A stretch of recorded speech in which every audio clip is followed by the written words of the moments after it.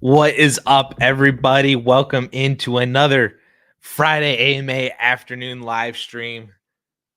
Week 2, we are preparing for week 2. We got a pretty fun game last night. I'm not going to lie.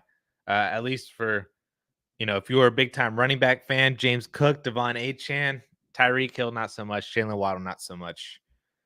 Josh Allen, not so much. But if you were a fan of the running backs that played last night, really fun game last night that happened. So, but yeah, welcome in, everybody. Welcome into the week 2 Friday AMA. We already got some questions popping in here. People have been in this chat for an hour already. But if you're new here, just throw out some any AMA questions, start sits, trades, anything like that. I will say just this is the same kind of PSA that I said last week, that I feel like start sits are not necessarily my greatest strength. I will definitely work through it and help you guys as much as I can. But I do also have John Paulson's weekly rankings up as well. So I will fact check with him just to make sure, see if we're on the same wavelength, or let you know at least what John Paulson believes from 4 for 4 with his very accurate weekly rankings. So with that being said, Peter, happy Friday. What would you do long-term with this squad? 1 quarterback, 12 team, 1 quarterback, start 7, Stroud, Daniels, Bijan, ETN. All picks plus a handful of extra seconds. Feel like the move is to upgrade wide receiver, but most of the stud wide receiver owners won't budge. Might have to wait until they start falling out of contention. Yeah, I think that is, if you could get somebody above Nico on your depth chart. I mean, I love Nico Collins. I think that he is a rock steady top 10 wide receiver. But if you could get somebody to where Nico is your wide receiver 2, so to speak, and you can get a CeeDee Lamb, a Jamar Chase, a Justin Jefferson, maybe it's a Garrett Wilson or somebody like that, where Wilson is kind of similar to Nico, but someone else at or above Nico Collins's level, I feel like would be fantastic. Maybe use one of the tight ends to do it. Maybe you use, Michael Pittman in a first, Roma Dunze in a first, something like that. Or maybe you mortgage ETN or Stroud, one of the quarterbacks. Because you have Stroud and Daniels, I'm sure picking between them every week might get really annoying, especially as Daniels moves on, like gets further along in his career. Not only this year, but like moving forward, to where it might be kind of annoying to pit between them every single week. So maybe you use one of them and you can trade up at the wide receiver spot. I do agree. I feel like that is kind of the place to go. That's your weakest position. And I say weakest with an asterisk because it's still a very good position. But compared to quarterbacks, having Bijan, ETN, having 2 top 10 tight ends as well, it does feel like the one spot, especially in a start 7, where you've got decisions to make every single week. And if you could just upgrade that, that could be the best choice for you long term. So that's kind of where I would be looking at. You already know, but I do agree with you that would be where I would be. And then just wait until people are more willing to trade the top wide receivers, or maybe wait till an injury, a la Justin Jefferson got hurt last year. So that created a buy opportunity for JJ. Maybe something happens along those lines. Maybe another top wide receiver gets hurt. Maybe it's a quarterback gets hurt that then hurts one of the other wide receivers' production, a la Tyreek Hill now with Skylar Thompson. Maybe something along those lines creates a buy opportunity for you to get a top wide receiver at solid value. Bo, 12 team Superflex, start 10, tight end premium, half PPR tight end premium. Maybe just half PPR with the tight end premium. Anyway, feels like I'll be 0-2 after this week after Achane and Cook's evening. Yikes. Did you play against both of them? Oof. You got like 60 points dropped on you with both those guys. I'm sorry. Thoughts on my teams moving forward?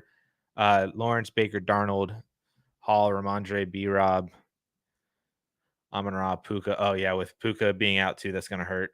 McLaurin, Deontay, DeMario. So your team is actually pretty good. I really like your team overall. The quarterback, I think, is the issue. Is we are, hopefully Trevor Lawrence still breaks out. I'm still in on Lawrence having a breakout year this year. Brian Thomas Jr. looked fantastic. So if the rest of the offense can do well with Kirk and Ingram and ETN can stop fumbling, that would be nice. So I still believe in Lawrence. Baker's a solid QB2. Um, Hall is amazing. Ramondre is amazing. Brian Robinson Jr. is a really good RB3. Your wide receivers are great with Amon-Ra and Nico. You just need Puka to come back, and then you have solid flex options with McLaurin and Deontay. The young upside of McMillan, Hawk and McBride are great. I mean, your team is great. You might just be in a situation where you just faced really, really high scoring teams. So to where you're not a contender, but maybe this year just ended up just not being your year with how some of the stuff ended up working out. And that's totally fine. And you can make moves to try to push towards 2025 a little bit. Like if you end up uh, getting a deal to trade McLaurin or trade Deontay Johnson, or maybe you can find a way to upgrade Baker Mayfield for another quarterback that it has more long-term value, or maybe could have a better season in 2025, and you capitalize on Baker's heightened value. It feels like, at least right now, especially if he continues to produce well. Maybe you could do something like that, or maybe capitalize on Darnold or sell Minshew, sell both of them, honestly, before the end of the year. Maybe those are small moves that you can make to kind of shift your assets over to draft picks, or maybe take advantage of seasonal value changes. Like I was just talking about with Peter, if players get hurt, you could try to buy them low for next year. If players are underperforming relative to where they should be or have been in the past, a la, like T. Higgins might not be the greatest example of that right now because he's still not playing, but we've seen T. Higgins be really, really good, and he just underperformed last year compared to the rest of his career.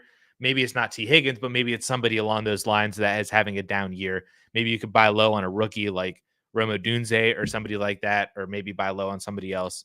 Those would be the little moves that I can make, that I would be trying to make if I were you. If you end up going 0-2, maybe you're 0-3, would be unfortunate. I still think that you can compete this year. You can definitely come back, especially when you get Puka back in a month.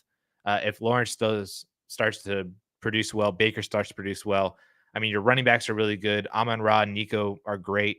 McBride should still be good. So I think you can still compete. And if you can stack up some wins, that would be good. But if you end up going down the path of a reload, not a rebuild, then you could start selling some more 2024 temporary assets to try to get more 2025 long-term assets. Tracks: Zamir, Javonte, Justice, McLaughlin, Bigsby. Who should be my RB2? Really bad running backs, but I have my anchor with Brees. Nice. I would still play Javonte Williams. Estime's on IR. They play against Pittsburgh, so it's kind of rough. So maybe McLaughlin is the play instead with the Denver backfield, but I don't trust Zamir White at all. I don't trust Bigsby at all either. I think a lot of his production was just because of ETN's fumble. Justice Hill is not going to have a game script to be out there. It's going to be a Derrick Henry game. So I think it's between one of the two Denver running backs. I can't say for certain which one is actually going to be the better one for you. I can double check with what Paulson believes. Paulson believes that McLaughlin is slightly better. Oh, wow. They're separated by 3 expected points of production. So, which kind of makes sense. McLaughlin is probably going to get a little bit more receiving work in a game script where Pittsburgh might be winning. This sounds weird to say, but Pittsburgh might be winning for a decent chunk of the game. So if they got to throw to Jaleel McLaughlin. So, and the PPR upside of him. So maybe McLaughlin's the play here. It's definitely not Bigsby or Justice or Zamir for me. It's one of the two Denver guys, and I think McLaughlin's the play. Cameron, Superflex 12 by 11. Dealt my 25 first McLaughlin for JMO and James Conner. JMO could be fun, and Conner helps me at running back. Yeah, this one's really interesting. I don't know if I like trading away the first for the package of JMO and Conner. Not to say that both of those guys are bad. You are still banking on JMO being like, this is the year. I don't know if I can necessarily do that. On value, it works. I just don't know if I like breaking down my first round pick. You know what I mean? Like that's just not a move that I feel like I could personally do. But this definitely could end up working out very, very, very, very well, giving you James Conner, giving you one. I mean, JMO, you more or less, you don't really need Jameson Williams when you have Jefferson, Lamb, Chase, Marvin Harrison, hopefully coming up. So there is that, but yeah, I just trading down from first round picks, like breaking up firsts, just feels weird to me. That it's not something that I personally feel comfortable doing. But those are two guys that, if they continue to do what they did last week, James Conner especially has the ability to be a top 10 fantasy running back, and it helps you at a need at the running back position. I don't mind it. The value on this works. I just don't know if I personally could have done it, but I don't mind it. Receive Pollard for J.K. Dobbins. I will take Tony Pollard for this one. I feel like this is a good capitalization on Dobbins' usage. It was just hyper efficient, couple big runs, but Pollard was the workhorse for the Titans. So I also just believe that Pollard is a better talent at the running back position right now, post ACL and Achilles injury for J.K. Dobbins. So I would take Tony Pollard here. Joseph Fitness, 1 PPR, 1 flex, 12 teams redraft. Would you trade away Ladd and Christian Kirk and receive Neighbors and Javonte in an absolute heartbeat? Yeah, you got to free Javonte Williams. I would trade Ladd and Kirk away for Neighbors himself, and you just got to free Javonte on whatever he ends up being. If he could, get back to where he was before the knee injury or not, you got a free upside shot on him. So I would take Neighbors and Javonte pretty easily here. Jamie's in the chat. What's up, everyone? Hit that like button, support the show, and then also make sure that you hit up Jamie Start Sit Show Sunday mornings at the Going for Two YouTube channel, because we don't do Sunday morning stuff. Paulson does a Sunday morning thing on the 4for4 Discord, but Jamie's got you Sunday morning with any last minute start sits after all the injuries and inactives and stuff. So definitely check Jamie out. Tally ho, I got Waddle in a couple of leagues as a wide receiver 2 or 3 on my rosters. Not trying to panic, but is it worth selling low and getting out now before he drops farther? No, I think honestly, this is so to Peter and Bo. If people feel like now is a good time to sell low on Jalen Waddle, maybe he is that kind of player that you can buy low on right now. Because I just saw it was John Daigle posted splits for the Dolphins wide receivers, Tyreek and Waddle with Skylar Thompson over the past couple of years that Skylar's had to sub in for Tua. And Tyreek averages like 11.5 PPR points per game, and Waddle averages, I think it was like 7 or 8 fantasy points per game. So you don't love to see that. So we'll see what happens with Tua's concussion and stuff. And hopefully he's all right and can come back pretty quickly. And it's not career ending. That would be terrible. I don't know why he didn't slide. That was like my first reaction. I watched that. I was like, why the heck did you not slide? But so hopefully Tua comes back soon. But until then, I don't think it's worth selling Jalen Waddle low. I think I would be going out to try to buy Jalen Waddle on the cheap because he is just that talented.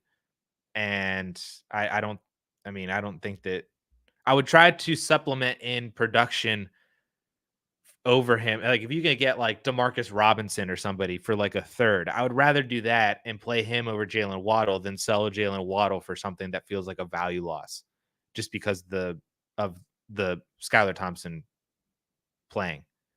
So I would not sell low on Jalen Waddle. Brian, start sit 16 team, 1 quarterback, point per first down, week 2 and the rest of the season. Herbert or Stafford, second flex spot, Watson or Robinson. No Puka for the Rams. Super scared of Willis. Yeah, I am terrified as well. So I'm definitely playing Demarcus Robinson, and I will play Stafford over Herbert, and I will probably continue to play Stafford over Herbert for the remainder of the season because I am terrified of Justin Herbert as well. I need to see something change, and I did not like what I saw from them in week 1. It wasn't really necessary for him to throw, but it was every bit the fear that I had all summer of Herbert just not throwing. So I'm probably playing Stafford for the remainder of the year until I see something different from Justin Herbert. And I'm definitely playing him this week and playing Demarcus Robinson. Toronto Dave is in the chat as always. Thank you so much for joining in, my man. Christian in the chat. Happy Friday. Ready for another week to hopefully start seeing some trends to work with. Yeah, that's the fun part of starting a new year is we get to see kind of, how players are adjusting on new offenses with new coordinators or who's breaking out, who's not doing well. So the early season is really, really fun for some trends, because then we can start utilizing that information.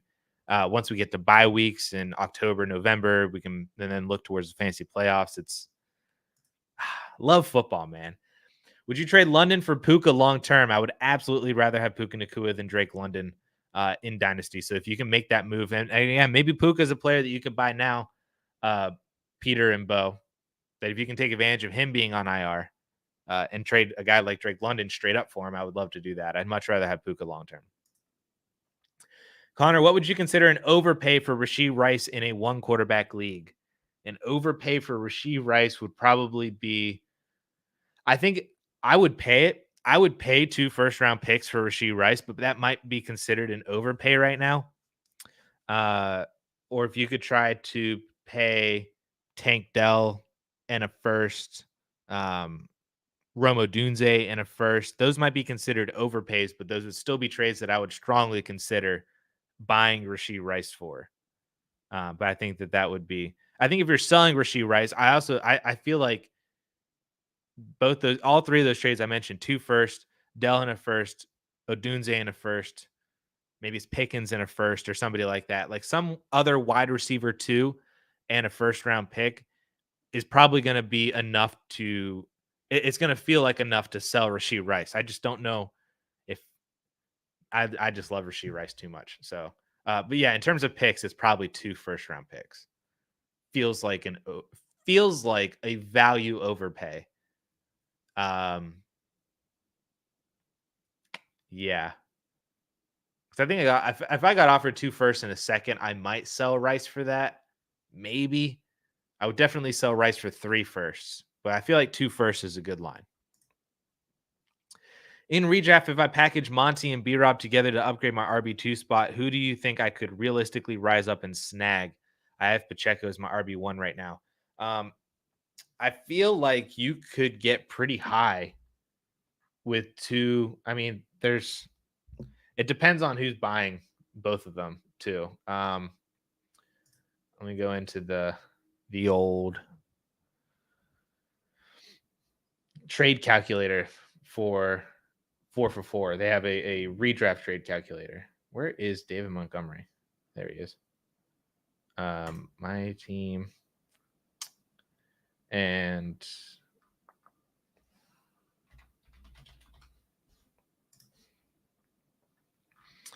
so according to the 4for4 redraft trade calculator, you would be in the range of a Kenneth Walker, Derrick Henry, Jahmyr Gibbs, Isaiah Pacheco is in on here. Maybe Kyron. Maybe. Because once you get to Kyron, then it really jumps up. That's when you get to like JT and Achane and everybody. You're not getting any of them. But I think if you get another kind of player similar to Isaiah Pacheco, a la Kenneth Walker, Derrick Henry, Jahmyr Gibbs, those are probably the 3 targets that you could look for with both of those guys, at least according to the 4for4 trade calculator. Those are with where both of them, how many points both of them combined for. Gibbs is slightly ahead of it. And then Henry and Walker are both below how many points combined for B-Rob and Monty. So hopefully that helps with trade targets. Jamie Sola, Isaiah Likely for a 2025 first. Holy crap. Thank you, Keep Trade Cut, for overreacting to one game, putting him at tight end 6. That's absolutely insane. If you have Isaiah Likely right now, I would send a offer to every single person in your league to try to see if you could buy a 2025 first. Especially the contenders are probably more likely to take it because it's, they view it as pick, 9 through 12, like Jamie here, a late first round pick next year. That's a massive, massive win. I am not confident. My best friend, actually, we were talking about a trade that he got offered in one of his dynasty leagues that I don't play in. Where he asked my confidence level in Isaiah Likely being like an actual thing for the majority of the year, or even surpassing Mark Andrews as the tight end 1 on the team. And I put that at like 30%. Because the more that the dust is settled on what happened last Thursday, the more I believe that it was just the Kansas City defense taking out Mark Andrews and Isaiah Likely being the beneficiary of that. So I don't want to crown Isaiah Likely as the new tight end one. I don't want to crown him as a potential every week starter at the position just yet. If he has one more solid performance, even if it was like 4 for 50, then he could be an every single week starter while Mark Andrews is still doing well too. But I mean, I would trade David Njoku for a first round pick. I would trade Evan Ingram for a first round pick. I would trade um, Goddard or Fryermuth or um, any of those kind of that range of tight ends is where I feel like Isaiah Likely is right now, and I would trade all of them for a first, not just Likely. So that's just where I have Likely valued. I don't have him up higher than that. Like I don't have him above George Kittle or up with Kyle Pitts or Kincaid or any of those guys. Players that I would actually sell first round picks for. I don't even know if I would sell a first for Kittle. So maybe that's a tight end thing. Maybe that's I just the rest of the tight ends down in that range. They're not, they are maybe every week starters to a degree because of the nature of the position, but they're not league winning players at the position to where I would feel comfortable paying a first for them. So I think that's a massive W.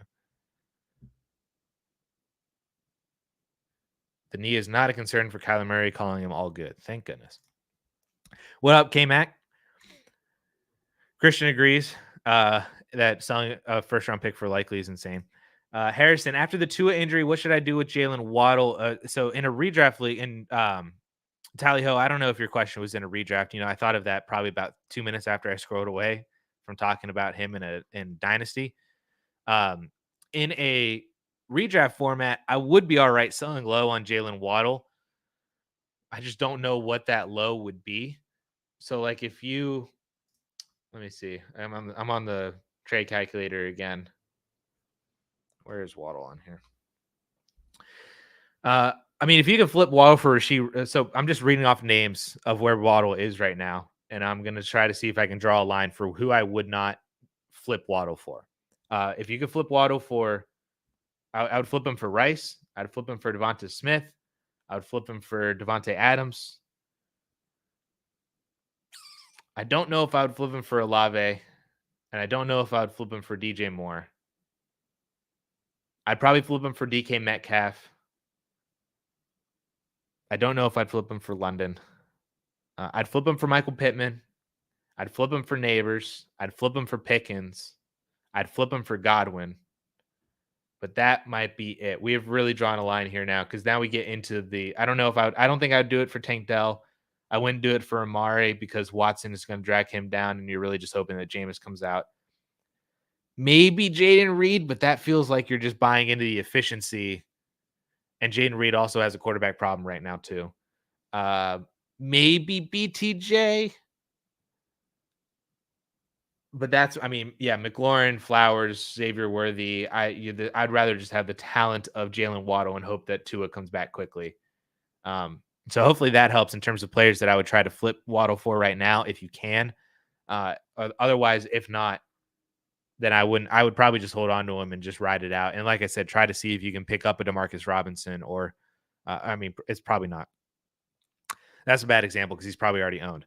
But whoever that another player like Demarcus Robinson would be, if you could just kind of, Frankenstein a wide receiver together over the next couple of weeks until hopefully Tua comes back.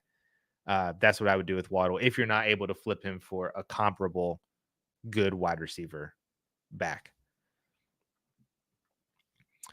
MB Comer, yesterday afternoon, I picked up Skyler in every league that he was available, about 20 shares now in general. So is he a sell or hold for you? Skyler's absolutely a sell. I don't think that he's good. That's crazy intuition that you picked him up yesterday afternoon before the game. He would definitely be a sell for me in Dynasty Superflex. He would probably, I would probably flip him for a third, multiple thirds, something fun along those lines. If you get a second round pick for him, that's an absolute smash. But I think that he is a sell for a couple of thirds. And if you want to wait to see, because there is, again, I don't know what the Tua news is that's coming out right now. I saw Dolphins Bleacher Nation report pop up, so I thought it might have been about Tua, but it was about Jeff Wilson. But if you could see, if you want to gamble and wait to see what's going on with Tua, because maybe there is a possibility that he is out longer because this is like his third or fourth concussion, then you might get a little bit more for Skyler than just like, oh, he's a fill-in for a couple of weeks. But if you, I don't know if I want to risk that, and I would probably just take a third or a couple of thirds or something like along those lines for Skyler right now. Brian, 10 by 10, one quarterback super flex, 26 point per reception. At 1.5 tight end premium, 0.15 point per carry. What would you pay for Lamar Jackson with this lineup? You have all future picks and an extra second. I would love to upgrade Justin Herbert. I would love it so much. I'm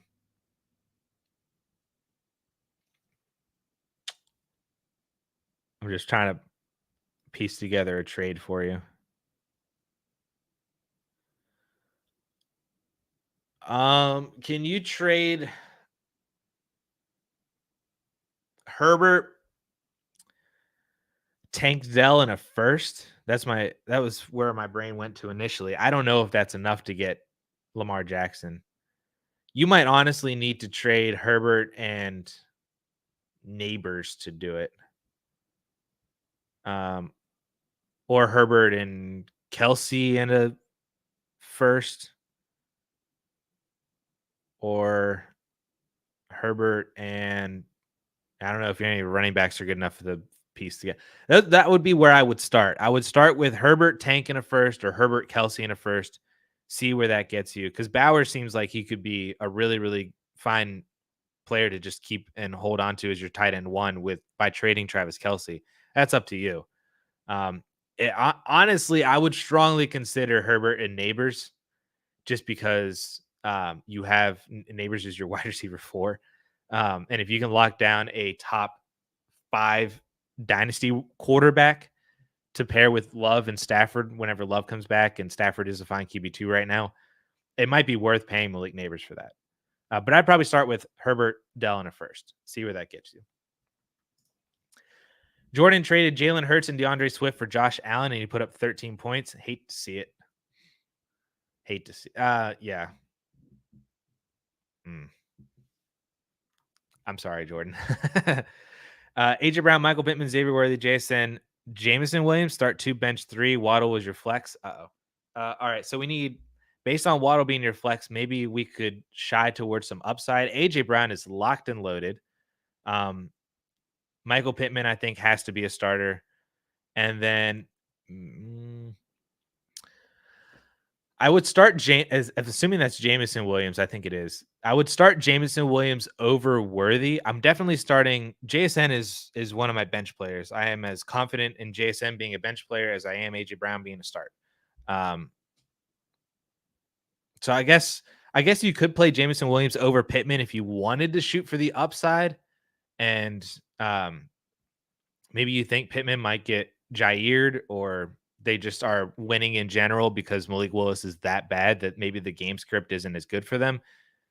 So I can understand. AJ Brown is locked. I'm not pulling AJ Brown out of this lineup. But if you wanted to play Jameson Williams, I think would be the upside flex to try to catch up in points from what you lost in Waddle, assuming that you need to catch up in points. I think if you're still winning or still projected to win or projected for it to be close, I might still play Michael Pittman. But if you wanted to play Jameson Williams, I'm not out on that. Dalton Schultz return to practice. That's good. YWL 12-team Superflex, half PPR, start 10. Give Brees and a second. Get CMC. My camera keeps auto-focusing out. It has eye autofocus, so I think when I look away from it, it can't track my eye. Sorry, technology. 12-team Superflex, half PPR, start 10. Give Brees and a early to mid 25 second. Get Christian McCaffrey and 2 first-round picks.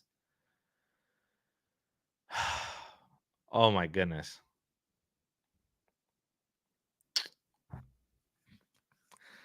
So there's 2 ways to look at this. If you believe that Christian McCaffrey is going to be fine for the remainder of the year, then I would take Christian McCaffrey in 2 firsts over Brees in a second. Now, there is, I think, something to be said. The argument for the Brees Hall side is that you don't have the unknown of Christian McCaffrey's injury. Brees is amazing. Brees might even outscore Christian McCaffrey for the remainder of the year. It is possible. I'm not saying it's likely. It's just possible. Um, if that's an early second and that 25 first at all pushes towards being late, that really mitigates the value difference between those two. That really mitigates the overall value impact of that 25 first by dropping 5, 6, 7 picks.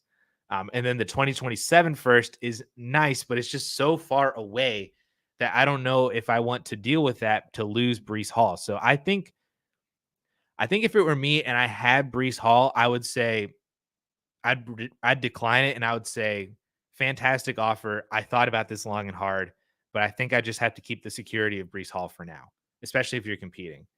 Um, if you're not competing, then I would probably take Christian McCaffrey in the 2 first and then try to flip CMC for another first or two, especially if he were to come back and is looking amazing. But I think there's too much unknown with his Achilles tendonitis right now. And I've seen all these reports that it could turn in like he has a heightened risk for an Achilles tear. And if that's the case, that is terrifying. His value would plummet. Um, and then, you would have a pick that's 6 picks higher than the pick that you gave up, and you'd have a pick 2 years, 3 years in the future from right now. So I think I'd rather have the security of Brees Hall and just run with that. But it's a fantastic trade for sure with the 2 first-round picks. Joe Buss has Puka, Drake, and Olave. What do you do?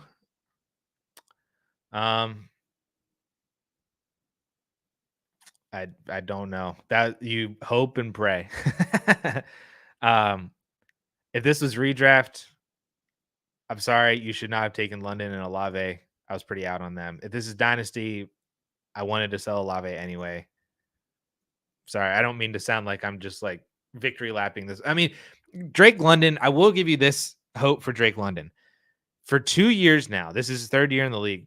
Both other years in the league, he had a more down week 1. He also donutted last year. And then week 2, he came back and performed really, really well. I think he had 18 fantasy points in week 2 last year and 24 fantasy points in week 2 in 2022. So maybe Drake London is just a week 2 kind of a guy. Maybe he just doesn't like playing a week 1. He likes week 2 a lot better. So maybe there's the upside there. The upside with Olave is that Carr looked better this year than he did last year. So if they're playing non-Carolina Panthers teams where they can just win with Rashid Shaheed and running, then Olave should be involved more. And then you're just waiting out Puka. There's your hope for all of these guys. If you could flip them for, like I said, like Rice or Devonta Smith or Michael Pittman or even like George Pickens plus or something like that, I would be willing to do that. But you're kind of waiting out the storm. Ryan Storm, dynasty question. Quarterbacks are Tua, Caleb Young, probably middle of the pack team in a 12-team league. Quarterbacks are pretty slim on waivers. Skylar Thompson looked awful. Who are your deep targets at quarterback? Yeah, I'm immediately flipping Bryce Young. If you're a middle of the pack team, I'm not worried about deep targets at quarterback. I am stripping this. Bryce Young would be immediately sold. I don't know what the rest of your team looks like. And I just probably wouldn't worry about targets at the quarterback position. If Jameis Winston is still out there, I pick up Jameis. If Flacco is out there, I pick up Flacco. Maybe you could take the shot on buying JJ McCarthy. Maybe you could take the shot on buying. It's so hard right now because Bo Nix looked terrible. Bryce Young looked terrible. Will Levis looked terrible. All 3 of those guys had so much upside, but also a bunch of risk. And then all 3 of them hit on the risk.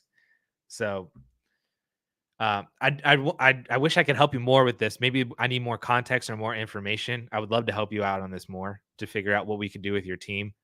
But that's at least my initial advice is it probably doesn't matter who you should target at deep in the quarterback position. You probably just need to start tearing this thing down. Lamar owner wants either Chase or Amon-Ra. Was intrigued with 2 firsts. Interesting. I totally missed this whenever I was going through your question the first time. I'm sorry. I mean, yeah, I would trade 2 firsts and a second. If toss him that extra second, toss him both seconds. 2 firsts, 2 seconds there. There I would pay that for Lamar Jackson. Cuddy forever, 10 team Superflex, start 11, start 2 tight ends with a half premium. Gross. Marv and a second or Brock Bowers. Oh my goodness.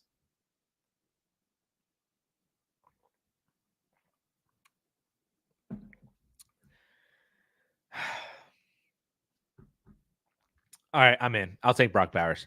The premium that a tight end like Bowers has in this format, he has the extra 1.5 PPR premium, but then you got to start 2 tight ends. That value and advantage is massive. If Brock Bowers, I mean, he already showed he had like what 6 for 60 or something like that, 6 for 70 in week 1. I mean, Brock Bowers is legit, and if he legitimately becomes in hot as the tight end 1, and yeah, I think you can replace Marvin Harrison better in this league than you can Brock Bowers. I'll take Brock Bowers. Captain Kirk, full PPR, JSN or Jaden Reed, Murray or Daniels. Oh my goodness. I played Jaden Daniels. I really like the matchup against the Giants. Kyler has a good matchup against the Rams too, just in general. But I think I would play Jaden Daniels, and then I would play Jaden Reed and hope that he gets facilitated manufactured targets over JSN. By that I mean like you're hoping that Jaden Reed becomes basically an extension of the run game away from Malik Willis to get the ball out of his hands and into the hands of an actual playmaker. He'll get maybe a couple of jet sweeps. Maybe he'll get one of those. It looks like a jet sweep, but Willis does the forward pass, and then that's a reception. Maybe he gets a couple wide receiver screens in the slot, as you know, Dobbs and Wicks or whoever blocks ahead of him. I think I would just hope I would play Jaden Reed here and just hope that he gets some manufactured touches and does something with them. Because I mean, dude's phenomenal with the ball in his hands, so that's what you're going for. Sir Spook, Tua team only has Watson and the rest of the roster is competing. Send Baker in a second for May and a first. Ooh. Drake May might be a good Ryan. If you're looking for another quarterback just to target to help you kind of rebuild, Drake May is another good one. I forgot his name. Yeah, I think I would take May in a first on this one. I'm assuming that you're not competing by making this trade, by taking on Drake May and by upgrading your second to a first. I'm assuming you're not competing. If that's the case, I'll take May in a first. My rule, 12 team Superflex. Who do I start out of Caleb, Herbert, or Stafford? I will start Stafford. Yikes, Jamie. Funny how quickly things change just in like 3 months, especially just in week 1. What would you sell Deshaun Watson for? Basically, just about anything. I would aim for a second, even if it's a 2026 second. I would aim for that. Yeah. I mean, who's more valuable in Dynasty right now, Deshaun Watson or Skylar Thompson?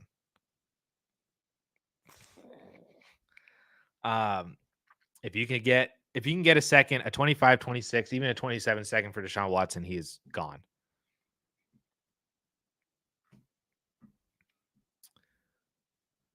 Oh, Superflex and yeah, no, yeah. Brian, I'm still catching up on all of these messages that you're dropping. But yes, I would pay 2 firsts and a second, 2 firsts and 2 seconds. I would go for it. And I would have Lamar Jackson as your QB1 in one quarterback for the next 2 years, and then a top 5 guy in Superflex in 2026. Nolan, before week 1, sent Anthony Richardson, Addison, 2 firsts and 2 seconds, got CMC, Barkley, Kamara, Connor, Adams, Amari. What? 12 teams start 11. So you basically traded Anthony Richardson, 2 firsts and seconds for an entire lineup. What the heck? Man, if I was in your league and I saw that like trade notification come by that like this trade was accepted and I looked at it, I'd be like, what the heck just happened? Dude traded an entire roster. Holy crap. I like it though. I don't not like it. But it is a lot of a lot of kind of compilation value and a lot of age too. So that might be rough in a year. Scootsy, been talking with the Kyle Pitts owner in a tight end premium dynasty 14 team league. Would you trade likely Franklin and a 25 first for him straight up? Yes, I would. I still believe in Kyle Pitts. I'm hoping that as Kirk Cousins gets more acclimated into the Falcons offense, gets more removed from the Achilles injury, that just he gets better in general. Kyle Pitts is very obviously the second or third best receiver on that team, depending on Bijan's also amazing. So it's London, Bijan, and Pitts. So I would, yeah. The biggest piece of this would be trading away. You might not need to I mean, I'm guessing by this trade offer, you would need to pay that. I would still be willing to pay this for Kyle Pitts right now. I still believe. Boom. I would take Lamar on that one. HN stock check. So for those of you who didn't see, I did a week 1 lessons learned stream on Wednesday. So I was preparing for week 2s of that. I was getting the graphics kind of all ready with the logos and whatnot. And I was able to do my week 2 lesson learned for the Bills Dolphins game from last night. And I highlighted Devon Achane again as a lesson learned for the Dolphins side.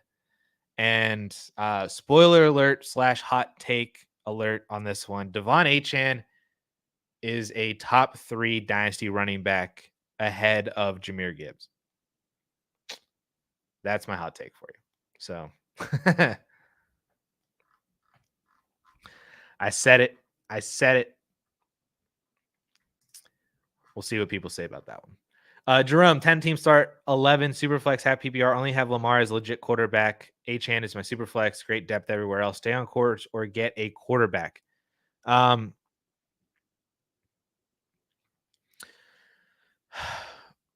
mean, Achane as your Superflex is phenomenal, especially the way that he's been scoring. If he's averaging 20 fantasy points a game, that is a quarterback in your Superflex spot, more or less.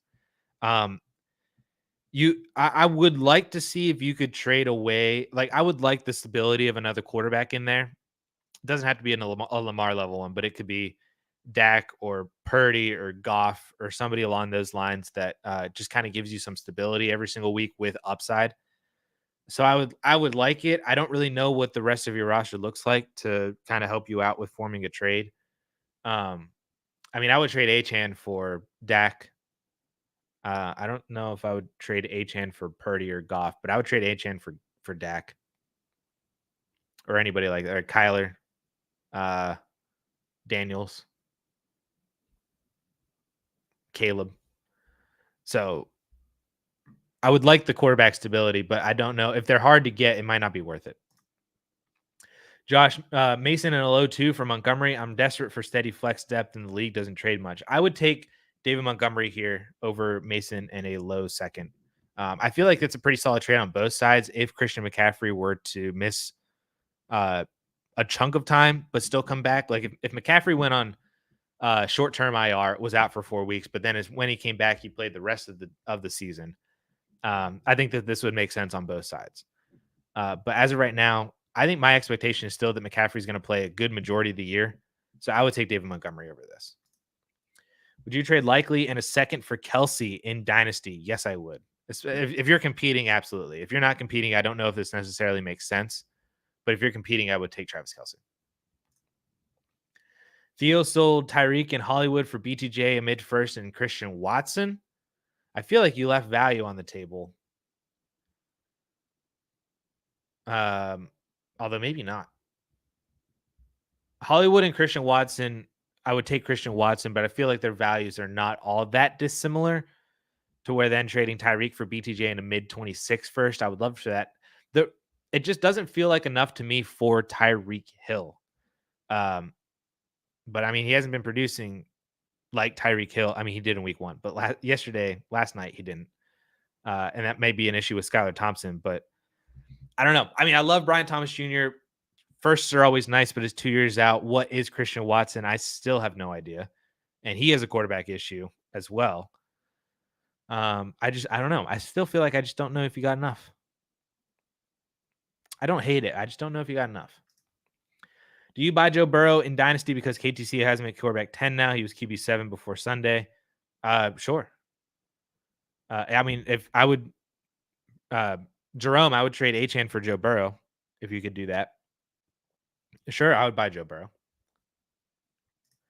I've seen some encouraging stuff about Olave with pre-snap motion and route tree. New offense could be a tough week again, but moving forward could really boom. I would think there is definitely a buy low opportunity for Olave after this week if he's not good.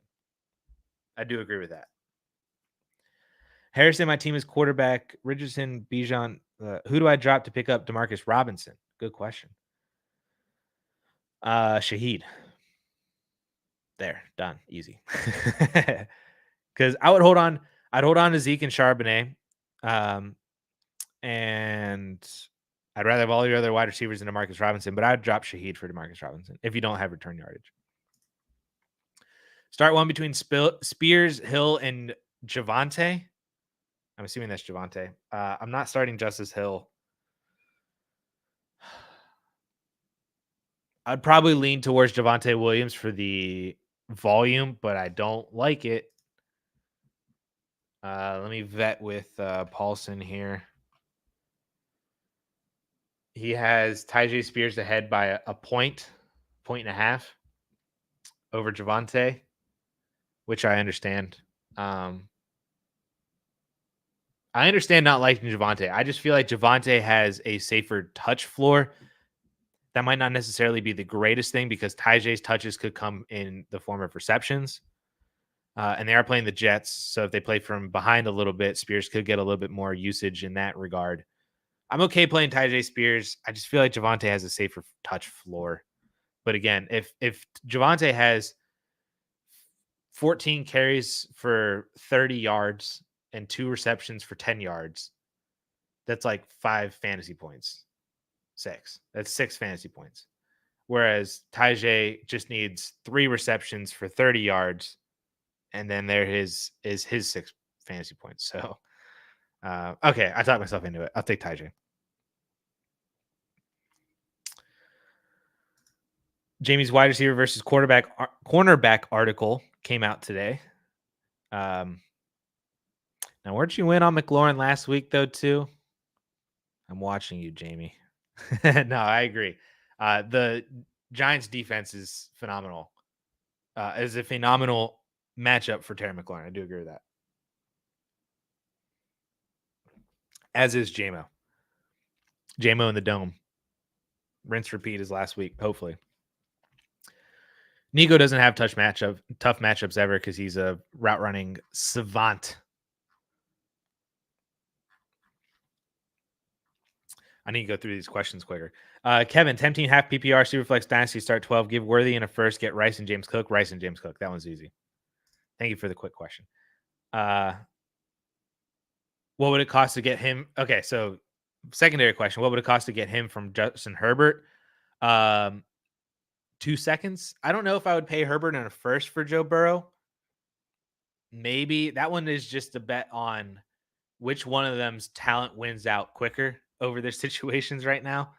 And the answer is probably Burrow, but I don't know if I would pay a first to go from Herbert to Burrow. 2 seconds, though, might get it done. Or some player that, is one of those, like, I wouldn't sell for less than a first, but I wouldn't buy for more than a second. It kind of rides at the gap. Some weird kind of valued player. So maybe it's something like that to go up to get to Joe Burrow. With a room of Evans, holy crap. With a room of Evans, Marvin Harrison Jr., London, Waddle, T, Pittman, do I try and package them for Chase? Yes. I would look at if you could do London and T, London and Pittman, T and Pittman, T and Waddle. Basically, any of the 5 wide receivers that's not Marvin Harrison Jr., if you could package any 2 of them for Jamar Chase, I would do it. That's how it would go. Start Burrow or Trevor Lawrence? I'll start Trevor Lawrence. I honestly don't like either one of their matchups this week, but I'm kind of terrified of the Bengals right now playing against the Chiefs defense.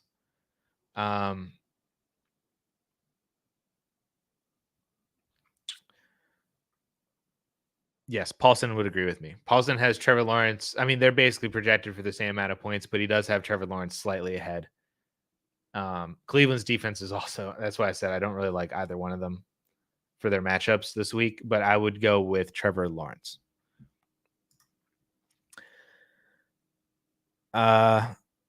Trade Goddard, Ramondre for Godwin McLaurin in a 10-by-12 start 2 tight end gross. I would take. Oh no. I'll take Goddard and Ramondre for the start 2 tight end with the extra half premium. I think Goddard is a very solid tight end. If he's your tight end 2 in this format, that's fantastic. He's a very solid tight end 1 though. Depending on who your tight end 2. Like he's a startable tight end 1, very fantastic tight end 2 in this format. And Ramondre looked fantastic, and I think will continue to. So I will take Goddard and Ramondre. Drop the Saints defense for the Seahawks this week. Yeah, I'll play the Seahawks. And if you want a there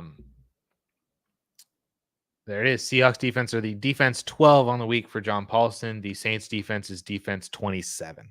So I'll stream the defense and I'll go with the Seahawks. Circling back to the Drake May thought, how much on top of Bryce are you willing to pay to add to get to May? I feel very similar to this as I just talked about with the Herbert Burrow one, where I don't think I would pay Bryce Young in a first, but I would love to do it with Bryce Young in a second or 2 seconds or some player that rides that border. Worthy or Jonathan Brooks in a PPR dynasty? I think right now, I think you take Xavier Worthy. I still love Jonathan Brooks, but that offense just looks horrible. So I think that you take Xavier Worthy now and then try to see if you can buy Jonathan Brooks in a week or 2 before he's about to come back. Or even maybe if he comes back and he just doesn't look all that great because he's still recovering from the ACL injury, the offense is still just terrible. I think you take Xavier Worthy now because the dynasty community would consensusly probably take Xavier Worthy over Brooks right now. So I'll do that. McConkey or Metcalf? I'll go with Metcalf as your wide receiver 3. Josh just tore his team down. Trade Love for a first and Drake May. No, I think I'd hold on to Jordan Love for that. Because Love is still a good asset to have as even on a teardown. I mean, he's not going to give you any points over the next couple of weeks, probably. But I would rather have Jordan Love than Drake May in a first right now. I think you could get more. Tony with the Tails avatar. Would you trade Brandon Cooks for Khalil Shakir? I would hold on to Brandon Cooks right now. Shakir had a really good game last night, 10 and some change fantasy points. But I think Brandon Cooks is also going to do that too. I feel like they're both very similar. But I think that Brandon Cooks has a higher propensity for scoring touchdowns. So I will keep Brandon Cooks for now. Connor, trade Kincaid for London 10-team Dynasty Superflex, half PPR, half tight end premium. I would keep Dalton Kincaid, honestly. I know his numbers haven't looked great, but his usage still looks pretty solid. The utilization reports and stuff that I've seen from routes run compared to him and Dawson Knox, so they still look strong and positive for Kincaid. Last night just ended up being that they got up really, really quickly, and it wasn't in the cards for Kincaid to have a big game, but I would take Dalton Kincaid over Drake London in a extra tight end premium. Joe in redraft CMC has Andrews and Bowers. I have Likely and Mason worth a trade for Brock Bowers. I think so. I would. I don't know if I would do Likely and Mason for just Bowers. I think I would want some sort of a piece coming back. But I like the idea of going to go get Brock Bowers. I do. I like I'm on the same wavelength here. I think I just want something with Bowers coming back. Or maybe depending, I don't know who's on your waiver wire. If you do the 2-for-1, gives you an extra spot to pick up somebody. Maybe that's kind of like your extra piece is you get a good waiver wire pickup, depending on who's on waivers. So yeah, I will take, I like the idea. We might just need to finagle a little bit.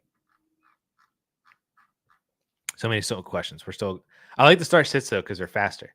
Who should I start this week? Pitts or Likely? I will start Pitts again because I think that Baltimore is going to run the Raiders into the ground, and I don't think it's going to be a good passing game production for anybody in Baltimore. Maybe one of them gets a touchdown and that saves their day, but I would go with Kyle Pitts again this week. I'll start Andrews this week over Likely, and I will start.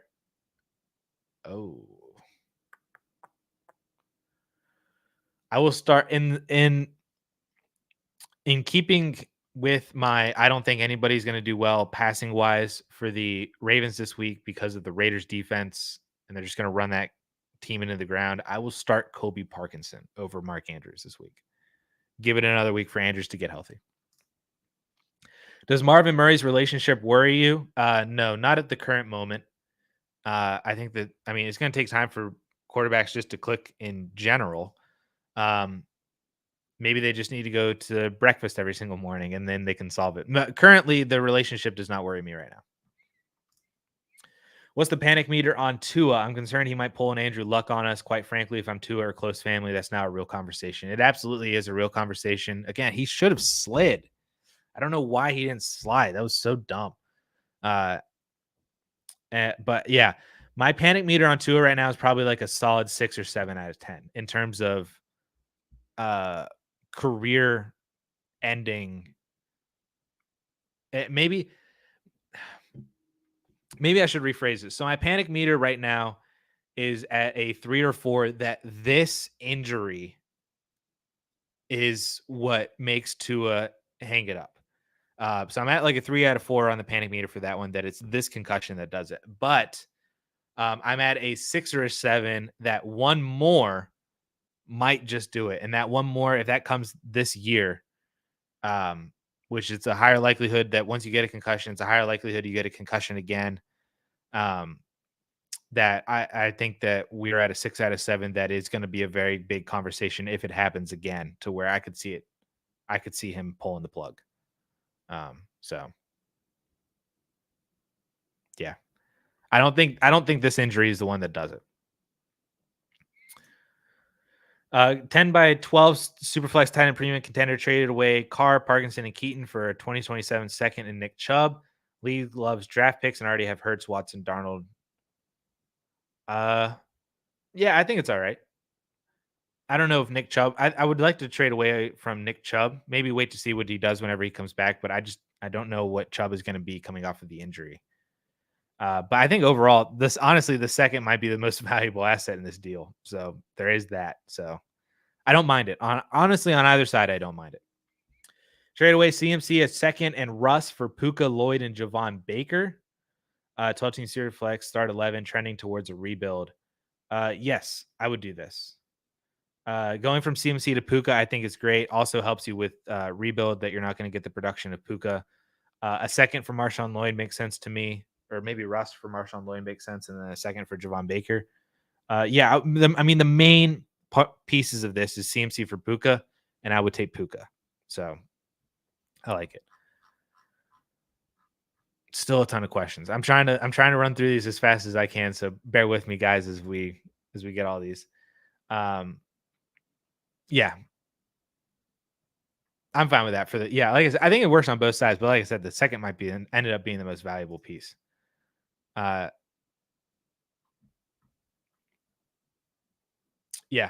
so the miss deep was definitely, if you see anybody saying that that Kyler hates Marv because he didn't hit him deep on that play, watch the all 22 or go to Jetpack Galileo and try to find that tweet where he showed that play.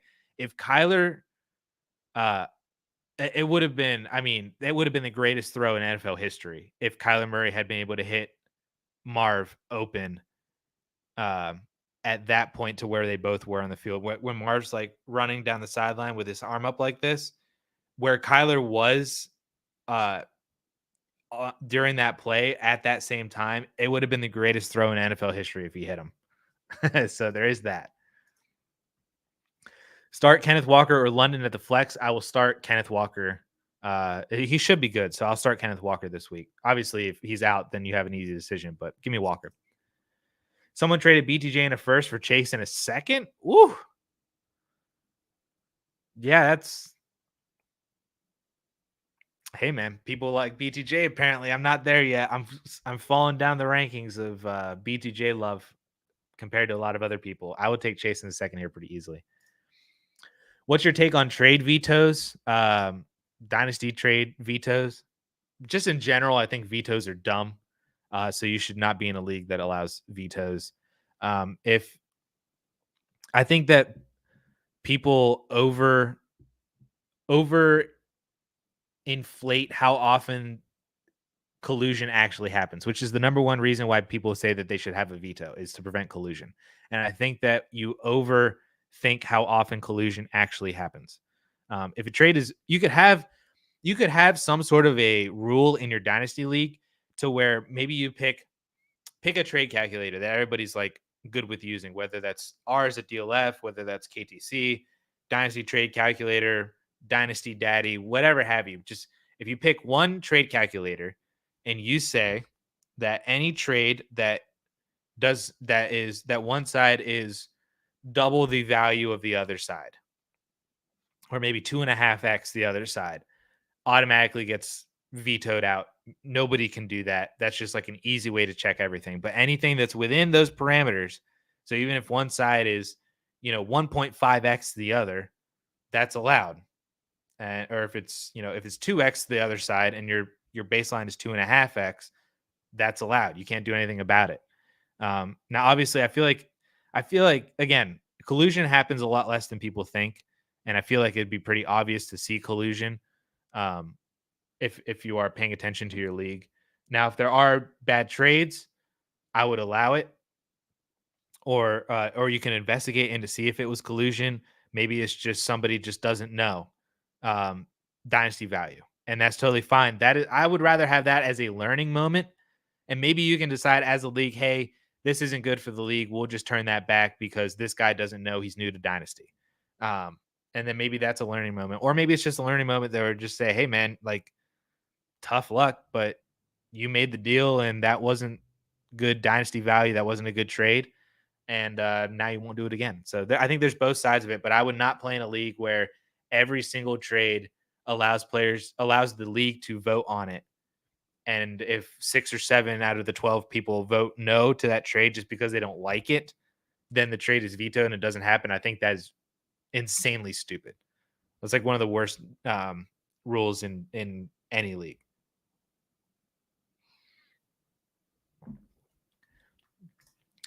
What players could I trade Waddle in London for? Great question, Ruben. Let me go back to the old. I ran down some Waddle stuff. Back to the list. If you could trade Waddle for any and I feel like London is pretty close to this too. Maybe you don't get some of the first names that I'm mentioning here, but when we get down a little bit, you might be able to get the same players for London. Rashee Rice, Devonta Smith, Devontae Adams, DK Metcalf, Michael Pittman, George Pickens, Chris Godwin. And then we got into like maybe Jaden Reed, maybe Brian Thomas Jr., maybe Zay Flowers. But definitely all those names at the top. Those names at the top were more towards Jalen Waddle. And then as I kind of got down more when we get into the Metcalf, Pittman, Neighbors, George Pickens, Chris Godwin range, that is a more applicable range for Drake London. I think it also works for Jalen Waddle. But that's kind of where we're looking at from a redraft perspective. Athlete Critique picked up Willis off waivers in case he does something. Should I drop him for Winston? Wondering if better to be ahead of the curve. Don't need either guys. Just need him for trade bait. Can you pick up Winston and keep Malik Willis? Or maybe flip Willis? Can you flip Willis before Sunday for like a 4th and then pick up Jameis Winston? Those would be 2 options I would do instead of just trying to drop Willis right now. I mean, I do it because I do agree with Genji. Like, Willis is not good. So I don't know if I don't know if holding on to again, I don't think Malik Willis is good, and holding on to him is probably not beneficial if you could just trade him for a 4th right now and then pick up Winston. But I don't know if I would drop Willis right now for Jameis Winston. Start 10 Superflex. What move should I be looking to make big question. Upgrading off of Love and Herbert would be fantastic. Doing a 2-for-1 with the wide receiver position with Pittman, Dell, and Flowers, any two of those guys, and you can get a big time upgrade. Maybe you get like Nico or Garrett Wilson, or maybe you can buy low on Puka right now. I'm not a huge James Cook fan. Maybe you could sell high off of last night or keep him. That's fine too. Overall, the team's very good. You definitely have options. You have pivot players. Maybe it's just trying to find ways to optimize and get more longevity at the wide receiver position, or just more production at the wide receiver position, and more optimal quarterbacks to play at the quarterback spot. Who should I start between Amari Cooper and Jerome Ford? I'll start Jerome Ford for the touch floor.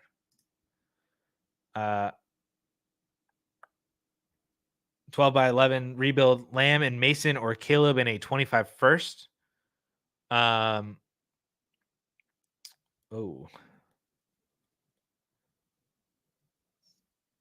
think you have to take Caleb in the 25 first. As a rebuild, you just bet on Caleb Williams over the long run.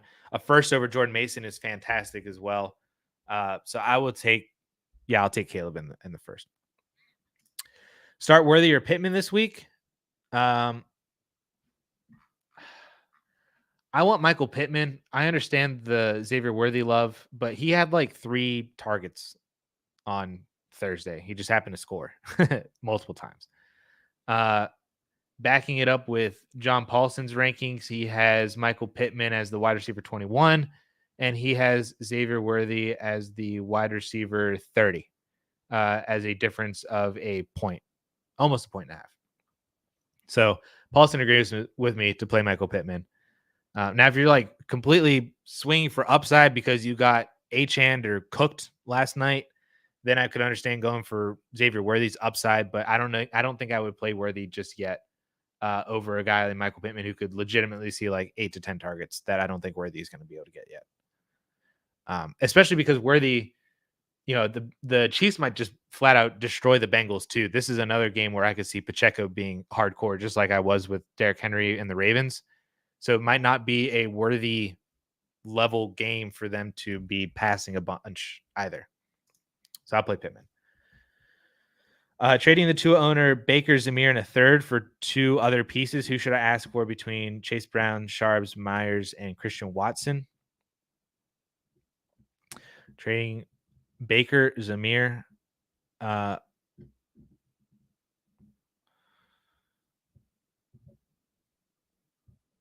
None of this is enough for Baker. I'm confused by like the overall. So you're trading Baker and Zamir for 2 of these guys and a third. That alone is not enough for Baker Mayfield. None of these 2 guys are enough for Baker. So I would rather have Baker if I'm reading that right. Celestial with the $2 super chat. Thank you so much, my man. 12 team half. Is that a half PPR Superflex? I get Pitts, Ayuk, Hawk for Laporta, Debo, and a second. Good question. I want the Ayuk side on this one. So I'm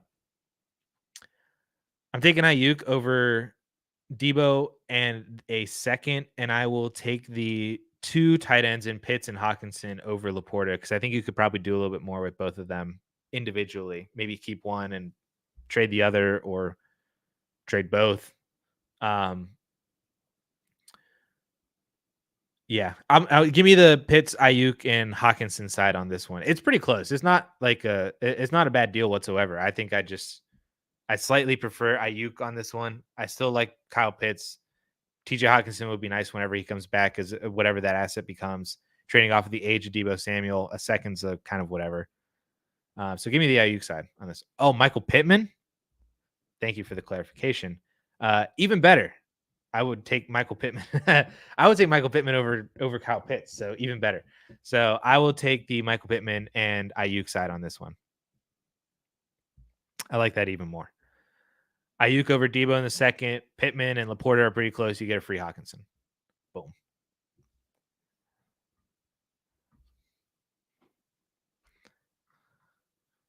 MPJ. Yeah. Can you is there a character limit on super chats? I don't think there is. You might have just been able to add Pittman. I don't know. But yeah, appreciate the $2 super chat, my man. And I'll take Ayuk, Pittman, and Hawkinson. Thank you so much. All right, I go back up to where we were. Tracks, start one of Ingram, Parkinson, or Demarcus Robinson. I will start Demarcus Robinson unless you get some sort of extra PPR production for tight ends. Then maybe Parkinson becomes an interesting play, but I'll play Demarcus Robinson. If the Ravens are run heavy, I'm definitely starting Henry, but how about Hill over JSN in my flex spot? I'll play JSN. I don't like it, but I just don't think that this game script is going to be indicative of a Justice Hill kind of game. The only reason that he was utilized was because they were throwing the entire time against the Chiefs. Henry's splits in games where his team wins and in games where his team loses is massive.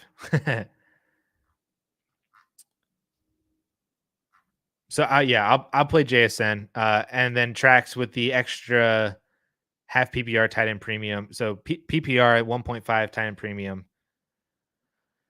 I don't think that's enough for me to move to Parkinson because I think Demarcus Robinson. I think they could have the same number of receptions, but I think Robinson has better touchdown ability and big play ability. So I'll go with Demarcus Robinson. 12-team Dynasty full PPR. I'm starting Richardson, Aaron Jones, Mixon, Collins, Chase, Pickens, and Jordan Mason. Mike, stay focused. Camera. Should I upgrade that flex spot if Shakir is my bench and Odunze? I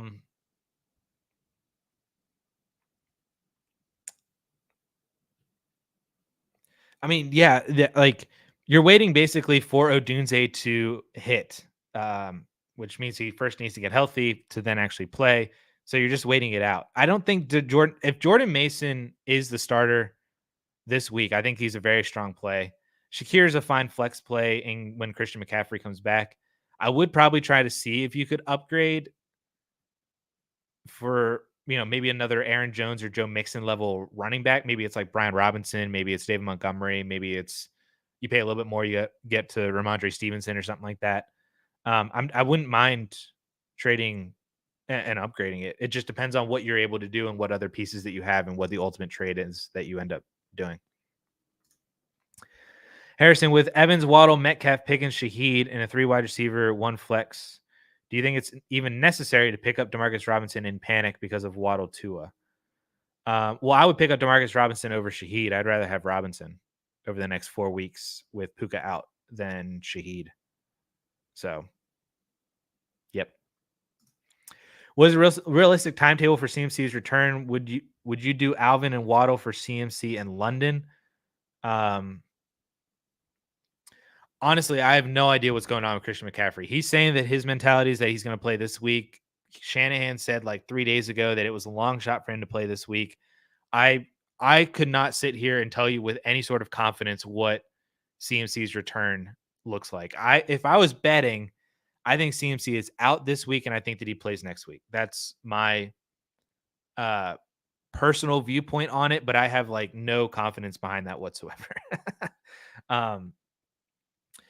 With that, I would take Christian McCaffrey and Drake London in this deal, though. Under my personal belief that CMC returns next week and plays for the remainder of the year. So that's where I'm at.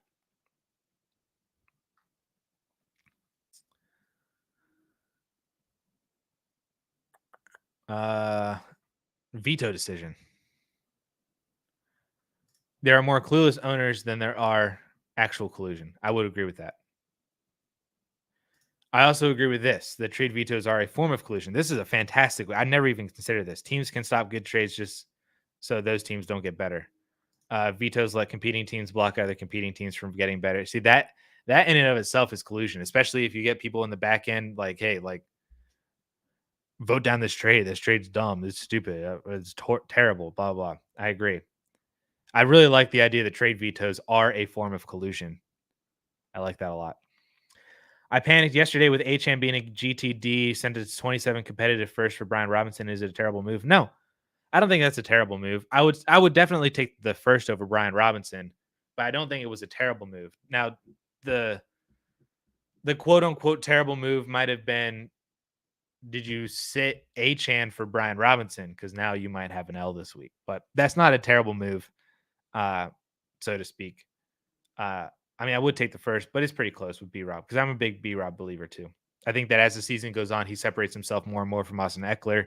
And as long as Jane Daniels doesn't constantly vulture 2 goal line touchdowns every single week, Brian Robinson should be pretty good.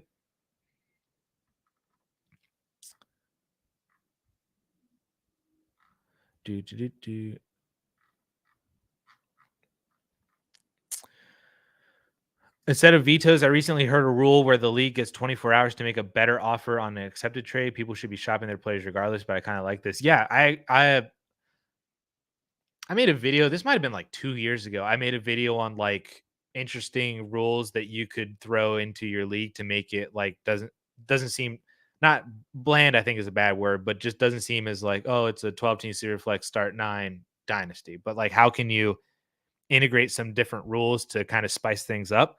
This was actually one of them, where once a trade gets accepted, everybody else that was not involved in the trade has 24 hours to counter offer either side of it. And then if either team decides to take a different counter offer from somebody else, then that trade then gets processed. You don't continually do 24-hour trades, but it's just once a trade gets done, you have 24 hours for everybody else to send counter offers for. And then hopefully that makes for people get better values on players.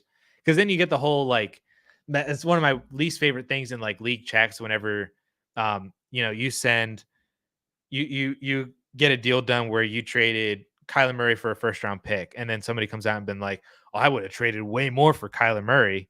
And it's like, well, then you should have offered it. So that's something that when you get that instance, that can kind of mitigate that as well too. Oh, you would offer more for Kyler Murray? Then offer it. You have 24 hours to send a counter offer, and I'll see if I accept it.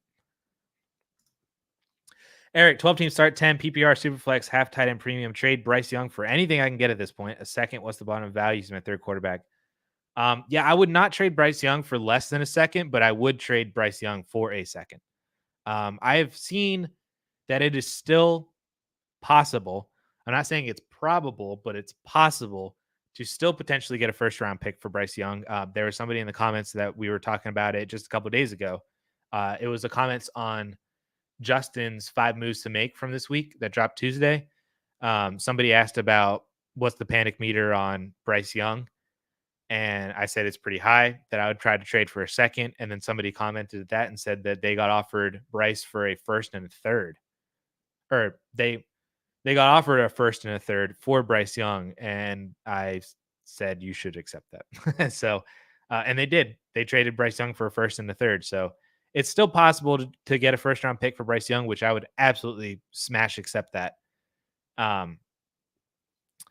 But not to say that it's probable. It is probably more likely that you can trade Young for a second, and I would take a second over Bryce Young right now. Start 2 between Deontay, Downs, Eckler, or Lazard. All right, hold on 1 second. All right, I need to pull up the Paulson trades. Let's see. Paulson has Lazard at wide receiver 50. He had, hold on, I'll pull up the flex because they're not all running backs. Okay, flex ranking. So this is every non-quarterback. He has Alan Lazard as flex 96. He has Eckler as flex 61 against the Giants. Good matchup. He has Downs he doesn't have Downs ranked. I don't know if Downs is playing. Is Downs playing? He has Deontay as flex 75. So Paulson says Austin Eckler. I think I might still play Deontay. I do agree that Lazard is at the end of this, and I don't know. Is Josh Downs playing? Does anybody have? news. Josh Downs returns to practice. He did practice. He practiced today too. Interesting.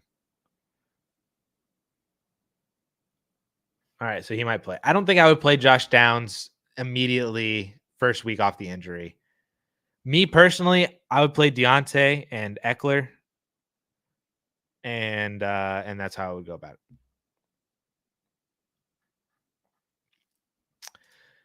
Can I drop Zamir White yet? Not yet. I would be trying actively to trade the crap out of Zamir White, but I would not drop him just yet. I think he's more valuable on your roster.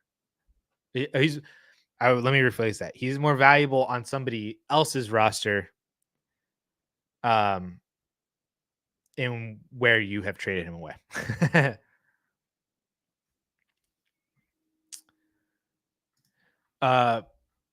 Ravens show, yo. So this is in response to the Baker Mayfield trade. So I'm not opposed to trading Baker to the owner that has Tua.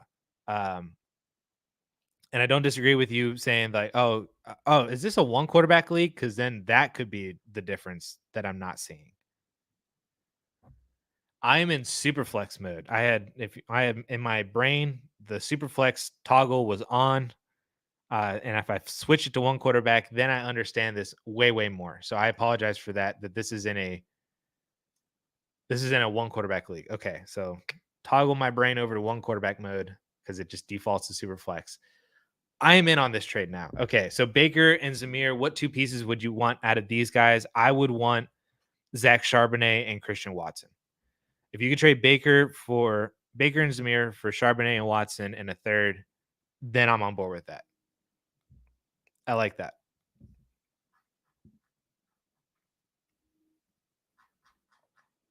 So, all right, we got there. We got there with the. I'm sorry. My brain defaults to Superflex, and that's just how I roll. So there we go. I'm glad we full circled that one back and we got there. Where was I? Peter, Deontay or Josh Palmer this week? I'll take Deontay. Which two would you start this week out of Ladd, Cooks, and Ridley? I'm on board with Cooks. He was definitely my number one on this. Between Ladd and Ridley, the Panthers' pass defense is low key kind of good. Not to mention that might be another game where they just run down Carolina's throat. And if I double check with Paulson has Ladd ranked as flex 66, and he has who does I need? Ridley ranked as flex 74. So he has Ladd slightly ahead, but the difference is a half a PPR point. Both have terrible matchups. I think I would play Ridley because I think that the likelihood that Tennessee has to throw more to keep up with the Jets is higher than the likelihood that the Chargers throw more to keep up with Carolina. So that's my argument for why I would play Ridley. I do agree that Brandon Cooks is number one, but I'd probably lean towards Ridley. Metcalf or DeMarcus Robinson, I will go with DK Metcalf on this one. I just trust the player more. You're the GOAT. Thanks for answering all the questions and not skipping over anyone. Thank you. Thank you so much. This is honestly this is the highlight of my week. Is hopping on here on Friday afternoons because you guys are absolutely amazing. And I just love hanging out with everyone. So it's fun to answer all these questions. Even if I get them wrong, I know I'm going to get these wrongs and these questions wrong, but I enjoy it so much just hanging out with everybody. If Fields pop off this week's run for 75, throws for 225 and 2, what is his dynasty value? I think the question would be better asked, does Pittsburgh stick with Justin Fields if he does this week, which is very possible. I think if I remember correctly, Justin Fields played Denver last year, and I think he obliterated them. Let's see. Yes, last year, The Denver Broncos defense is responsible for the only 300-yard passing game in Justin Fields' career. He threw for 4 touchdowns, only rushed for 25 yards, so there is that. But that was against the Broncos defense last year with DJ Moore.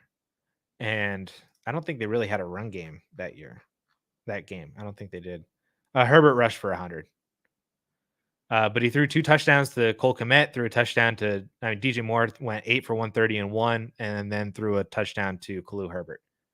So 330 yards and 4 touchdowns last year against the Broncos. But yeah, I think the question is better asked of, does Pittsburgh stick with Justin Fields if he were to produce and if he wins again this week? Because I feel like that's the main determining factor for Justin Fields' dynasty value is him still being the starter. I think if they stick with Justin Fields, I think that he is worth I think he's still only worth a second. If they decide to go with Russell Wilson, then he's not. I think he's worth more than a third, but he's not worth a second. That's basically. I think the generic answer, I agree with Genji, is just that he is just worth a second still. I don't think he's ever going to get bumped up to a first until the threat of him being replaced by a quarterback behind him is gone. And then he can just produce like he did in Chicago. Then he might be worth the first again. I don't know if he's ever worth the first ever again in his career. But I mean, you're hoping that he just continues to produce and that he still continues to lead Pittsburgh to wins to then stay the starter. But even then, he's still only worth a second, I think.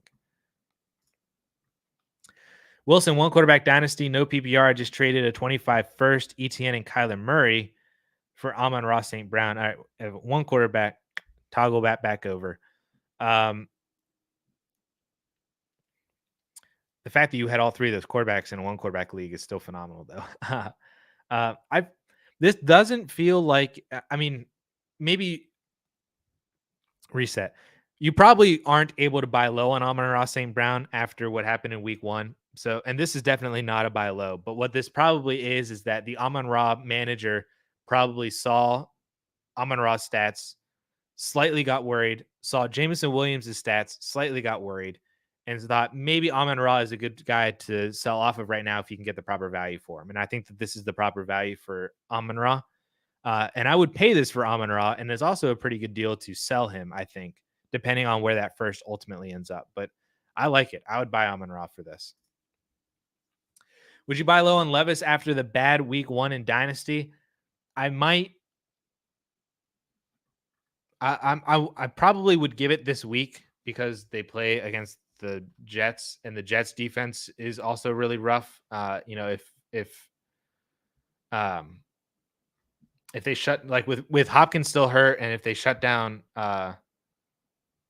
Ridley, and maybe they shut down the running game. I don't know. The Jets run defense got obliterated by Jordan Mason, so I don't know. But after this week, they play the Packers, Dolphins, Colts, and then they play the Bills. So I could see that if they have a rough game this week, maybe it's a good time to buy low on him for then the next 3 games where the Titans might actually win 2 or 3 of those games, lose to Buffalo, lose to Detroit. Then they play the Patriots, Chargers, Vikings as the next 3 games. Then the Texans, then the Commanders, then the Jags, Bengals, Colts, Jags, Texans again. So like he might be a solid final 60 to 75% of the season buy low. And I think I might want to wait to see if he has another bad week this week to then buy low on that. If I could trade him, if I could buy him for a second or something like that,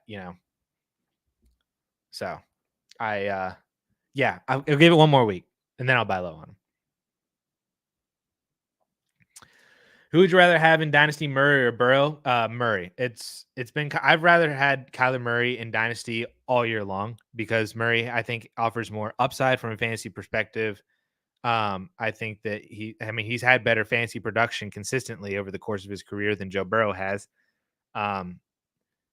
Low key, I think that he's in a better offense, or at least a better offensive system. And depending on what happens with T. Higgins, Kyler might also have better weapons. Marv is not at the level of Jamar Chase in parentheses yet. But McBride is better than any other weapon that the Bengals have outside of T. Higgins. Michael Wilson is solid. Greg Dortch is really good. James Conner and Trey Benson out of the backfield. Like the offense in general for Kyler, I think, is better than the offense in general for Burrow. Plus, you get the rushing upside of Murray as well. I have been taking Kyler over Burrow all offseason, and I will continue to do that. Pick 2 to flex in PPR. Brian Thomas, Kirk, Cooks, Palmer. Other options from waiver could be Robinson or Dortch. I'll play Brian Thomas Jr. and I will play.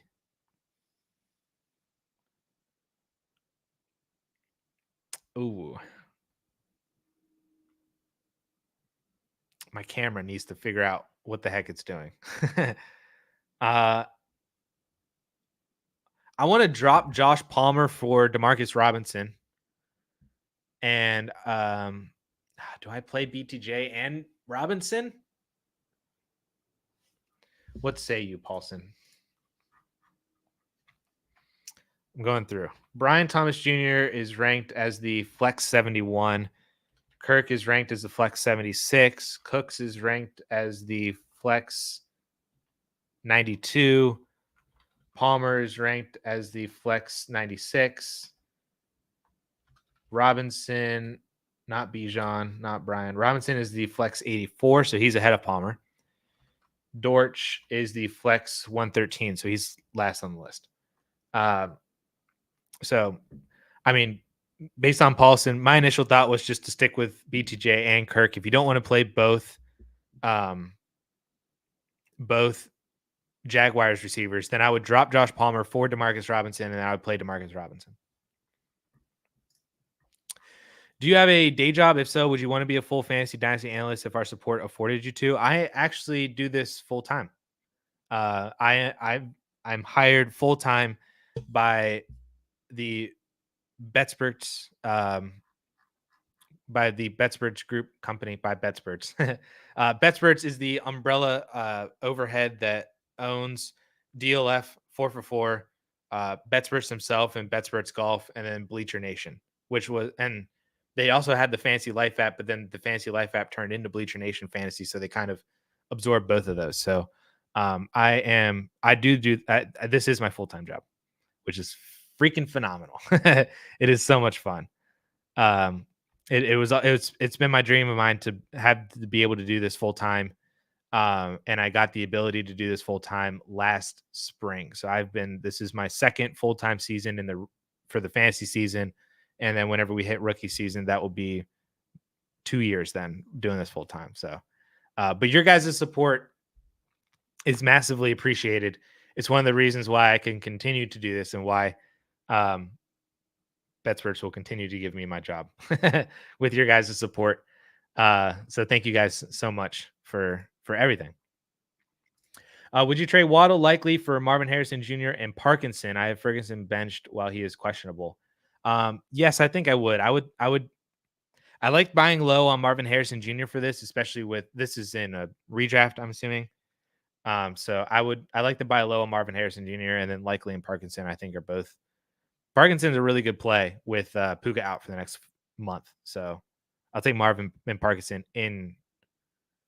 I mean, this works in both redraft and dynasty, but I'm assuming this is redraft. I would do that. Would you trade Ford for Monty? I wanted to trade Ford away before Chubb interferes in any way.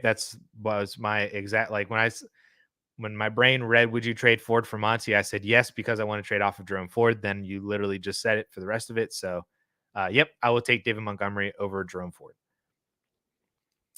Yeah, if that was Superflex, no way I'd be moving Baker. Yeah. Glad we could clear that one up, Ravens. Hit the like button before you guys leave. Thank you guys so much. Thank you, Jamie. Always making sure everybody hits that like button.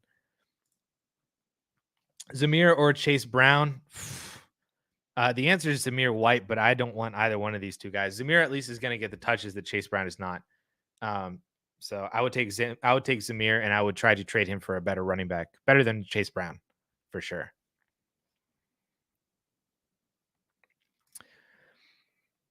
Maybe. what I'm here for is the return of Ryan Tannehill to Miami. That's what we're hoping for, or at least that's what I'm hoping for is homecoming for Ryan Tannehill to sign with Miami to fill in. Love the content. Thanks for all the Q&A. Thank you so much for showing up and for asking questions. Dale, thanks for the answer. Does that Godwin, McLaurin for Goddard, Ramondre change anything if Goddard is my third tight end? Plan on playing Likely and Andrews both at this point. Maybe able to do 2 for 1 for T or Reed as well. Ooh, interesting.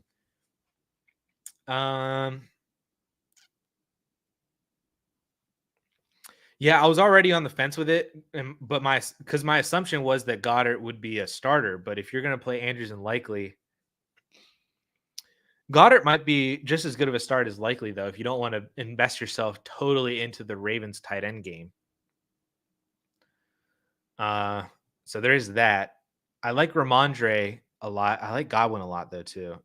I mean, I'm in on it. If you view Dallas Goedert as expendable because you have Likely and Andrews, now it's going to be rough whenever you have a bye week for both of them. When they're both on bye, I don't know what your solution would be for that. But if you're going to start Likely and Andrews, at least that's what you're thinking is, I don't want to make a move just because of one bye week that you could figure it out, or just take the L that week if you have a lot of other bye weeks. Then I'm okay taking the Godwin and McLaurin side.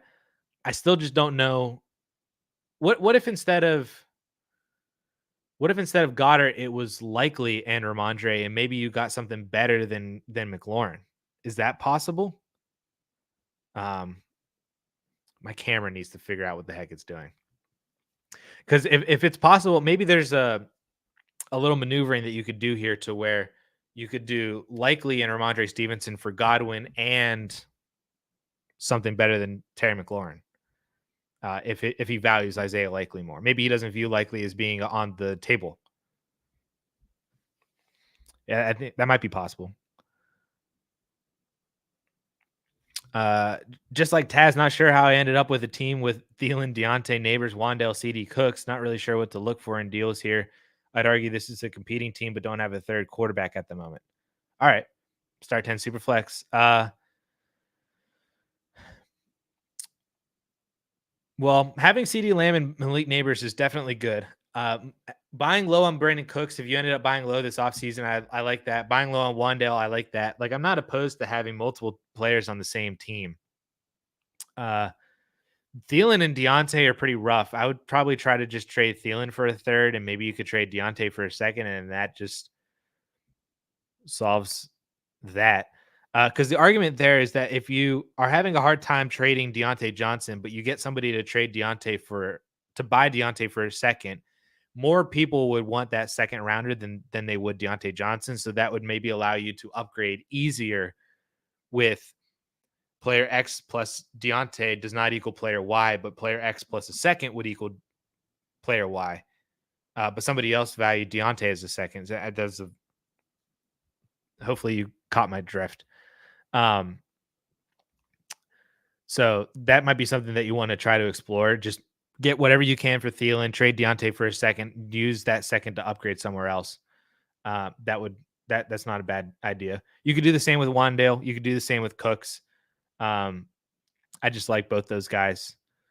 Wandale is horrible. I think Wandale's pretty good. But yeah, I don't know if ultimately if that answer really helped you, Taz. I apologize if it didn't, but you could try like you said, like trade Deontay for a second, then trade that second for a quarterback, or trade that second in Cooks, or trade that second in Wandale. Keep Neighbors and CD though, for sure. BTJ for James Cook, loaded Superflex. Only one running back has to start. 14 teams is not BTJ. Who should I be looking to acquire for James Cook? Quick question. Camera. Can we figure out my eye autofocus, please?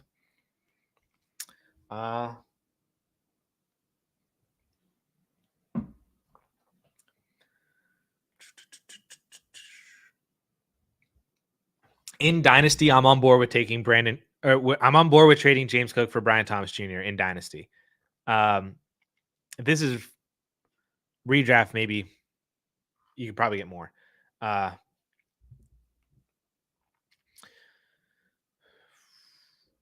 Yeah, I'm on board with it. I think that if you could trade, I could give you some other options for James Cook that maybe are slightly better than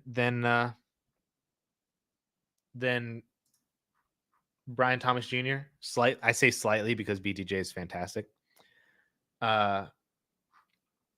But if you could trade, where is he?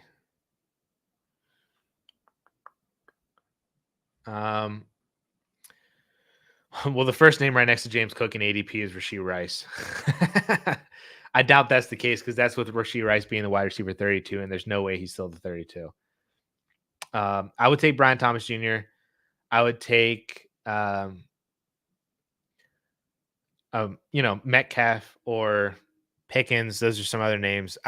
Similar to Brian Thomas Jr. But I would trade Cook for Brian Thomas Jr. Final answer. Can you give advice on this first year team rebuilding? Lamar, JJ McCarthy, Daniels, Benson, Wright, Lloyd. Definitely a young team. Definitely rebuilding. Your quarterback position is done. You can check that off the list. Next would be the wide receiver position. And basically what I would be wanting to do is, and you can even move one of your tight ends to do it or use one of your tight ends to do it in Pitts or Bowers, probably Pitts. You could use Benson, Wright, and Lloyd to do it, but I would be trying to upgrade at your tight end position is done. You can check that off too if you just keep Brock Bowers. So it's the same prescription, Jordan. Trading up at the wide receiver position, using Flowers, Keon, JSN, and you're doing 2-for-1s. You could throw Pitts into there. You could throw Trey Benson into there, and just try to upgrade at the wide receiver spot. Or if you find yourself, you can go try to buy Puka Nacua. Can you trade Flowers and T. Higgins right now for Puka Nacua, or Flowers and Pitts right now for Puka Nacua? I doubt you could buy low on Marvin Harrison Jr. You probably missed the boat on Garrett Wilson and Malik Neighbors. I wouldn't really buy low on Olave or London right now. Maybe Rashee Rice. Maybe you could flip Keon and Pitts for Rashee Rice. If you flip Keon and Pitts for Rashee Rice and then Flowers and T. Higgins for Puka Nacua, your team is just drastically different for next year. Not saying, and I don't know if you do that, but that would be phenomenal. But that's the recipe for fixing your quarterbacks are done, tight ends are done, wide receivers are next. Pick up Demarcus Robinson or Brandon Cooks in a redraft as a Puka owner.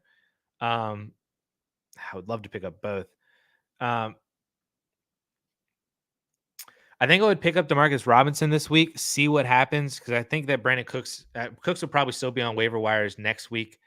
And depending on what happens with their game, you could maybe sneak Brandon Cooks off. I think I would rather see what Demarcus Robinson is without Puka than see what Brandon Cooks. We know what Brandon Cooks is with CeeDee Lamb. The only reason that anything would change there is if CeeDee Lamb got hurt.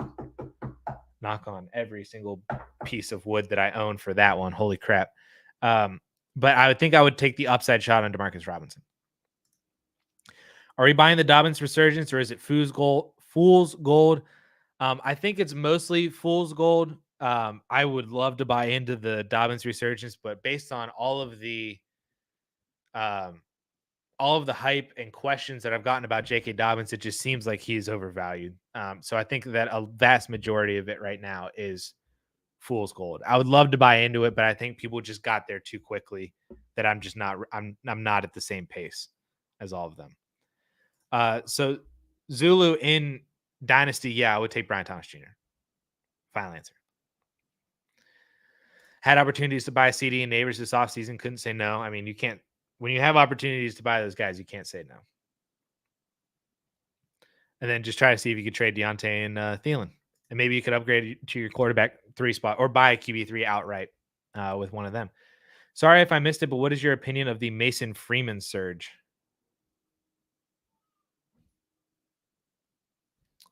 Oliver woke up. He was taking a solid nap for the past 2 hours.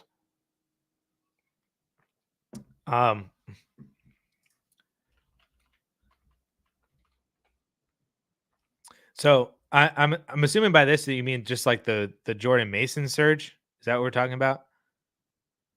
Mason Freeman surge. Am I dumb?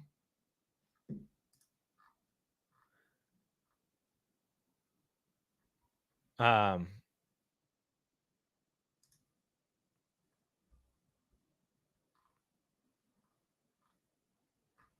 when you Google him, we're talking this Georgia State wide receiver. Is that who you're talking about? Jordan Mason. I can't what came over me when typing that. I literally typed in Mason Freeman and it's a Georgia State. There's a Georgia State wide receiver named Mason Freeman, and I thought that he did something phenomenal, and I just had no idea who he was because I don't follow college like that. All right. So my opinion of the Jordan Mason surge is that I think that his value right now is probably around a second round pick. Now, whether or not that you pay that second is really, really interesting based on if you have CMC or not. I think if you have CMC, I would pay the second for Jordan Mason. I think it's just worth it just to have that backfield in its entirety, have your insurance policy on Christian McCaffrey if something terrible were to happen and he misses a large majority of the season. If you don't have Christian McCaffrey, his value is still a second. I just don't know if I would necessarily go out and pay that. I think I'd rather pay a second for a Brian Robinson or an Aaron Jones or a James Conner or an Alvin Kamara or a Joe Mixon. Not to say that you can use a second to directly get all of those guys. You can probably get most of those guys for a second. But I'd rather use the second that you would have used for Jordan Mason and use it in a package for one of those other guys.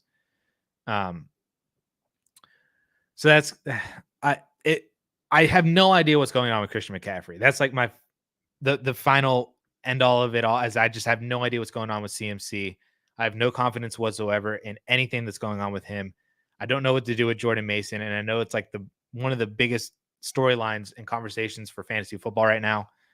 But it's all just a complete gamble. And that's why I think that if you have CMC, just pay the insurance policy.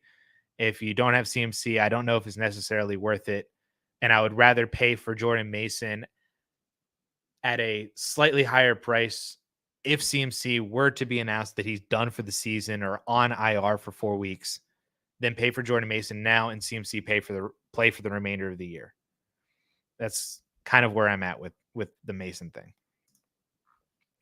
Do you pull a trigger on a rebuild if you're out of 25 picks, or do you try to compete out of spite?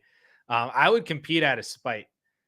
The only way that I would enter a rebuild this year is if you can get your 2025 first back. I don't really care about the second and the third and the fourth. The second would be nice, but if you don't have your 2025 first, I would not enter a rebuild. Now, at the same time, I would not dig myself further into a competing hole just to compete out of spite. I would not make bad deals where you trade JSN for Stephon Diggs or something like that. Like, I would not make moves like that just to continue to try to compete this year. But I would not start tearing everything down and trading away Stephon Diggs for JSN and trading away Mike Evans for a 2026 first and trading away, Devontae Adams for a 26 first or something like that. I would not do those moves until you're able to acquire your 2025 first.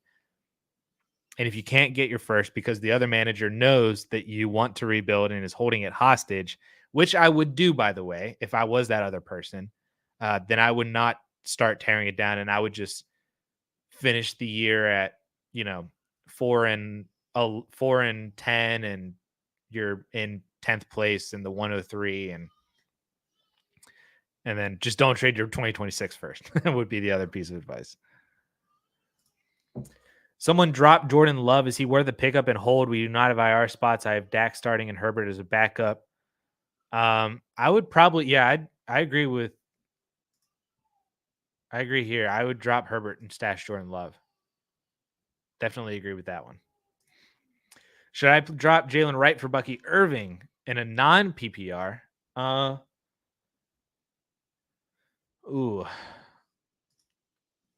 Yes, I think I would, because it was very clear last night that Jalen Wright is behind Jeff Wilson, and Jeff Wilson is behind Raheem Mostert whenever he comes back. And Mostert was not put on IR, which means he could be back in a week or two. So I think it's just very clear that as of right now, Jalen Wright is the RB4. So I would pick up Bucky Irving. And then if something changes with Jalen Wright, you could probably pick him back up. Why do I want to start Worthy over Neighbors, even though I know Neighbors going to smash that matchup against Washington? I have no idea. I want to play Malik Neighbors over Xavier Worthy, and I think everybody should. Puka for Neighbors redraft. I'll take Neighbors on that one. I think that's fine. You get the extra 4 weeks of production, possibly even more, because it's going to be he's on IR for 4 weeks. Then their bye week is in week 6. And then I heard about how it might take a couple weeks just for him to get back and reintegrated fully into the offense and all that. Meanwhile, that's about like half the year that you just get of Malik Neighbors instead than Puka Nacua. And then maybe you could try to flip to buy Puka then on the cheap at that point in like week 7, week 8. So I would take Malik Neighbors for the remainder of the year. I'm worried about George Pickens this week with Pat Surtain. Don't blame you. My other options to flex are BTJ, Sutton, Javonte, or McLaughlin. I'm cool with playing BTJ. I would not play any of the other 3 over George Pickens. But I'm fine with playing BTJ over Pickens this week if you're that worried about PS2. So I'm cool with that. Watson or Dobbs? My cop-out answer for this is, do you need the home run swing or not? If you are looking for, if you got Achand or you got James Cooked last night and you need extra ceiling, I'll play Christian Watson. If you need security and you just are like, I just need 6 or 7 fantasy points and somebody to not put up a donut, then I'll play Dobbs. Ideally, I'd like to play neither because I don't think Malik Willis is going to be able to support any of these guys. So that's basically the diagram, how that would look for my start decision for that one. What are you paying for Puka? It's a 12-team Superflex. What's the max that you would pay? Is this Dynasty or redraft? Because I can't assume anymore. Because then I've already answered some questions in a Dynasty scope that were redraft and vice versa. So before I answer that, can you tell me if this is Dynasty or redraft, just so I don't give a very long answer? Pitts for Olave and a rebuild?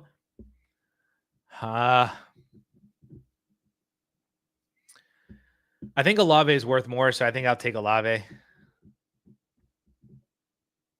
They both have quarterback issues right now, so yeah, I think I'll just take Olave.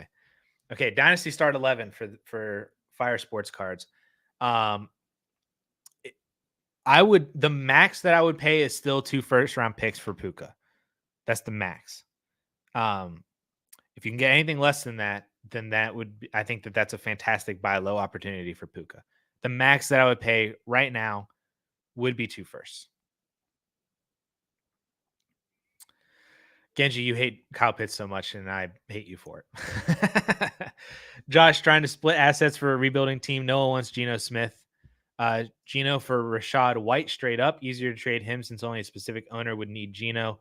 I asked for White in the 3rd. He kind of was straight up. I know how you feel about White. No, I would take Rachaad White over Geno Smith. Because I do agree that I think it would be easier to trade off of Rachaad White than it would for Geno. Takes a very specific owner, just like you said. 100% agree with all of that. So we're in lockstep there. I would take Rachaad White here and then try to flip Rachaad White, which you can probably flip him for more. This is like going from a paperclip up to that guy that traded from a paperclip up to a house. That's what your stepping stones go from Goff to Rachaad White, then go from Rachaad White to whatever's next, and then on and on and on. I pray Dynasty League mates never find out you're the Jerry West behind my dynasties. This is fantastic. I'm going to start. I've been trying to come up with maybe this is something that I can toss out to you guys because I feel like the community in here is really, really fantastic. And I don't know if everybody would go for it, but we have a thank you membership on here for YouTube. It's $2 a month just to say, hey, thank you so much for doing what you do. Let me support you with $2 a month. One of the perks that I can give out with that is emojis. And I think it'd be really fun if there were just emojis in here, just people just tossing stuff out of like things that I say constantly or things that you guys find funny or anything like that. Like one of the emojis I thought would be funny was like cackling because of that guy who said like 2 weeks ago that I cackle like a bee every single time I say something. So inside jokes like that. So maybe one of my emojis is just an NBA logo because it's Jerry West. So there I am cackling again. But if that's something that would be interesting, you guys can let me know if that would be interesting to you guys to do the membership for the emojis, and then B, what emojis you think would be funny that we could try to come up with. I'm not a graphic designer like that, so I'd need to outsource that. My brother's really good at it, so maybe I'll hit him up if that's something of interest. Anyway, moving on. PJ, start half PPR, Diggs, Pickens, or Jaden Reed. I will play Stephon Diggs out of these three. I don't really like to play Jaden Reed with the Malik Willis stuff. Pickens would be nice, but there is that Pat Surtain fear. Pat Surtain. Diggs, you at least know what he is. It seems like he's the wide receiver 2 or the 2A right now. He gets CJ Stroud. I think I don't remember who Houston plays off the dome.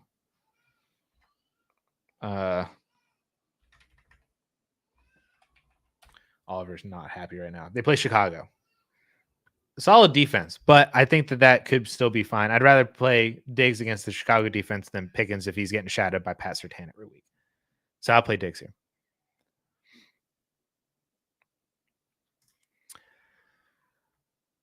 Should have added if I should roster any once I pick up Love. Roster like another quarterback. Well, then the other question is, when is Oliver's having a really rough time? Dak Prescott's bye week is in week 7. I think ideally Jordan Love is back by then, so I would drop Herbert for Jordan Love and then see if he comes back by. I'd imagine he's back by Dak's bye week, so you're just gonna play Dak for the next few weeks as your every week starter. Drop Herbert for Love. Love will then should be back for Dak's bye week. Pick 2 in PPR. I'm sitting J.K. Dobbins on this one. Thank you for the easy question. Jacobs for sure. Brian Robinson for sure against the Giants. I'll sit J.K. Dobbins. I sold Puka for BTJ in a first. That was by far the best deal that I got. That essentially feels like 2 firsts, where BTJ is a 25 first and then another actual 25 first. So I agree with this one. I think that this is good on both sides, that if you wanted to buy Puka Nacua for the injury right now, that might seem like a good deal. If you want to get off of Puka, this would also seem like a good deal. So I like it on both sides. I think this makes sense for the 2 firsts. Would you trade DJ Moore and Bryce Young for Puka? Yes, I would. Because I would trade DJ Moore in a first for Puka, and I don't view Young as a first. So I'll take Puka Nacua. Asked last week about my Dynasty Superflex where I had Jefferson, Marvin Harrison, Neighbors, Ayuk, but was low at QB. Made a trade of Steelers quarterback, Stafford's Neighbors for Jalen Hurts. Holy crap, dude. What a freaking steal. Yeah, I love that so much. I love going up and getting Jalen Hurts. This is a great way to consolidate a bunch of assets. Just go up and get the one better guy. You got a top 3 quarterback. Awesome job, Connor. Awesome job. Baker Mayfield or Kyler Murray? Kyler. In both the start sit or rest of season, or for Dynasty, Kyler for sure. Redraft, CMC owner offered me Ayuk for Jaden Reed and Jordan Mason. I kind of love Reed.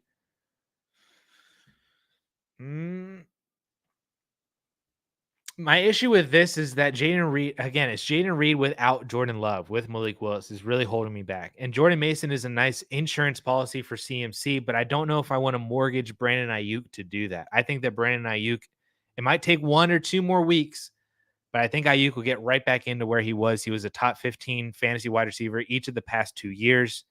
I think that he's easily the wide receiver 1 for the Niners. I just don't know if I want to give up Brandon Ayuk for this. I don't think I do. I think I would like to find another way to do that. If it's not Ayuk and Jaden Reed, then it's your next wide receiver and his next wide receiver and Jordan Mason. I think I keep Brandon Ayuk. London Dell Evans start 2. Evans for sure. Camera. Thank you. Evans for sure.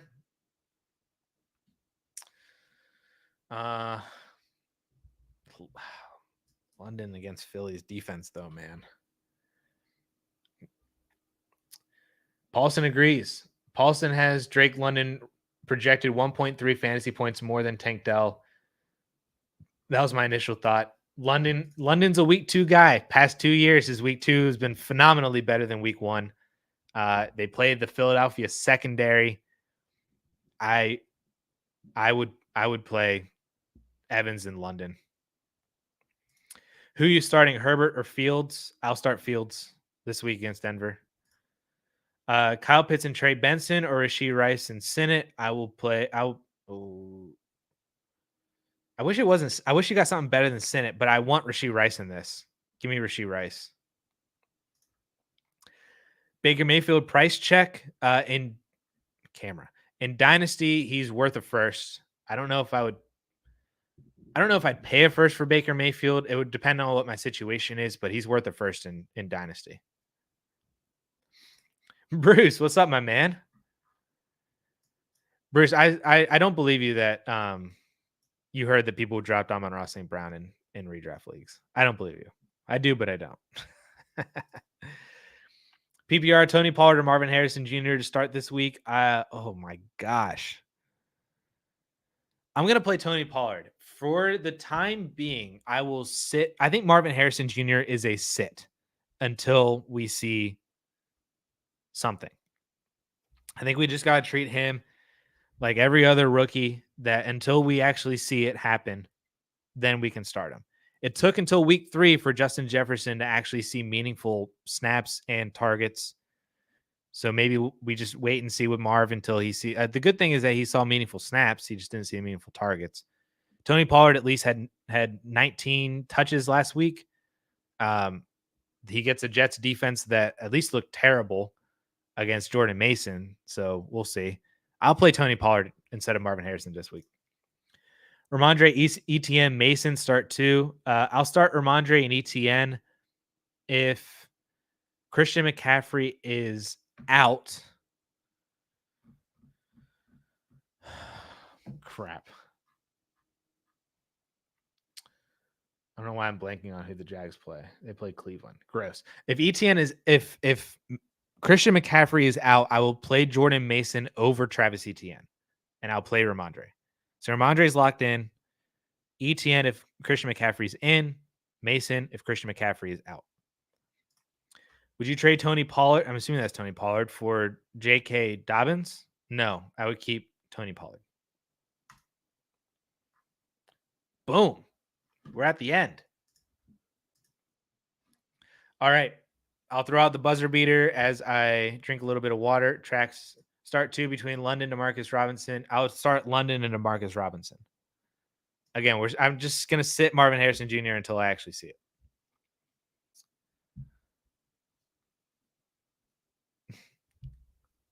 Genji, am I wrong?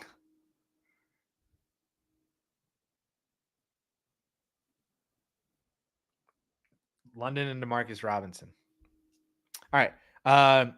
We got to the end of the question. So buzzer beater notice for any last minute questions. Otherwise, we will call it a day on another Friday and head into the weekend.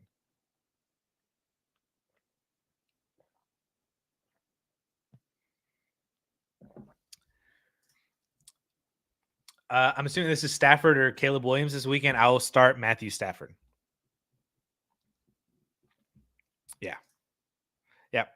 Autocorrect. We got there. Yeah, I'll play Stafford this week. Thanks for the AMA videos. Thank you for hanging out, Tally-Ho. Dynasty trade Odunze and Demarcus Robinson for Kenneth Walker and a third.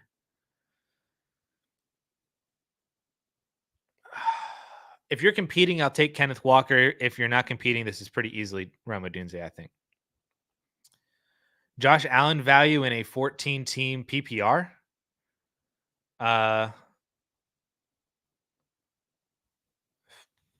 Honestly, is this 14-team one quarterback or 14-team Superflex? Because that would change things. My brain defaults to Superflex, but now I'm scarred.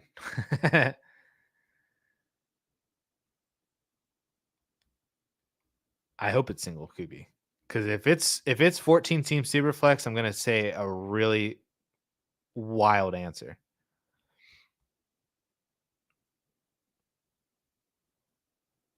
This wide receiver core is nutty, bro.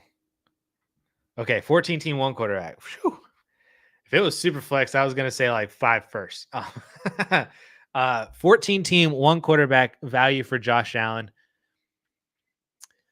I don't know if it's not 2 first-round picks, but it's more than a first, I think. I would pay a first plus for Josh Allen in 14-team one quarterback. Probably like a first and a second is probably where it's at. Now I'm just curious.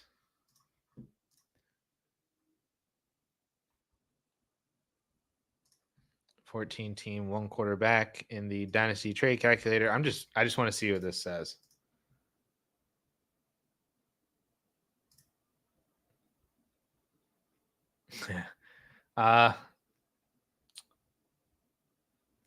It's a 25. Josh Allen is worth a 25 first and 26 first.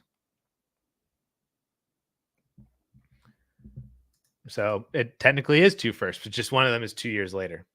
So it's somewhere in the suggested players that came up was like Amari, Stephon Diggs, Mike Evans, George Kittle, and a first for Josh Allen in a 14-team one quarterback. So it is and it is not 2 first-round picks.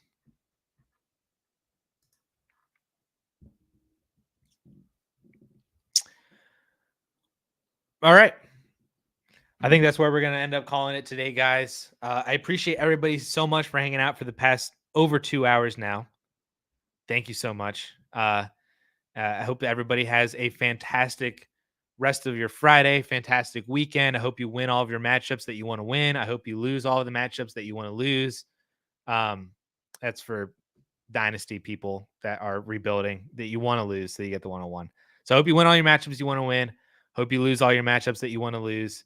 Thank you guys so much for hanging out. If you have any additional questions, any follow-ups, any questions that I did not get to, you can drop a comment in the comment section of the replay of this video, just like it was a normal YouTube comment or any other video on the channel. I answer all those, so we can dive into any more questions in the comment section down in there on the replay of this. So appreciate it, guys. Have a fantastic rest of your Friday, fantastic weekend, and I will see you guys next Friday again for another AMA. Peace.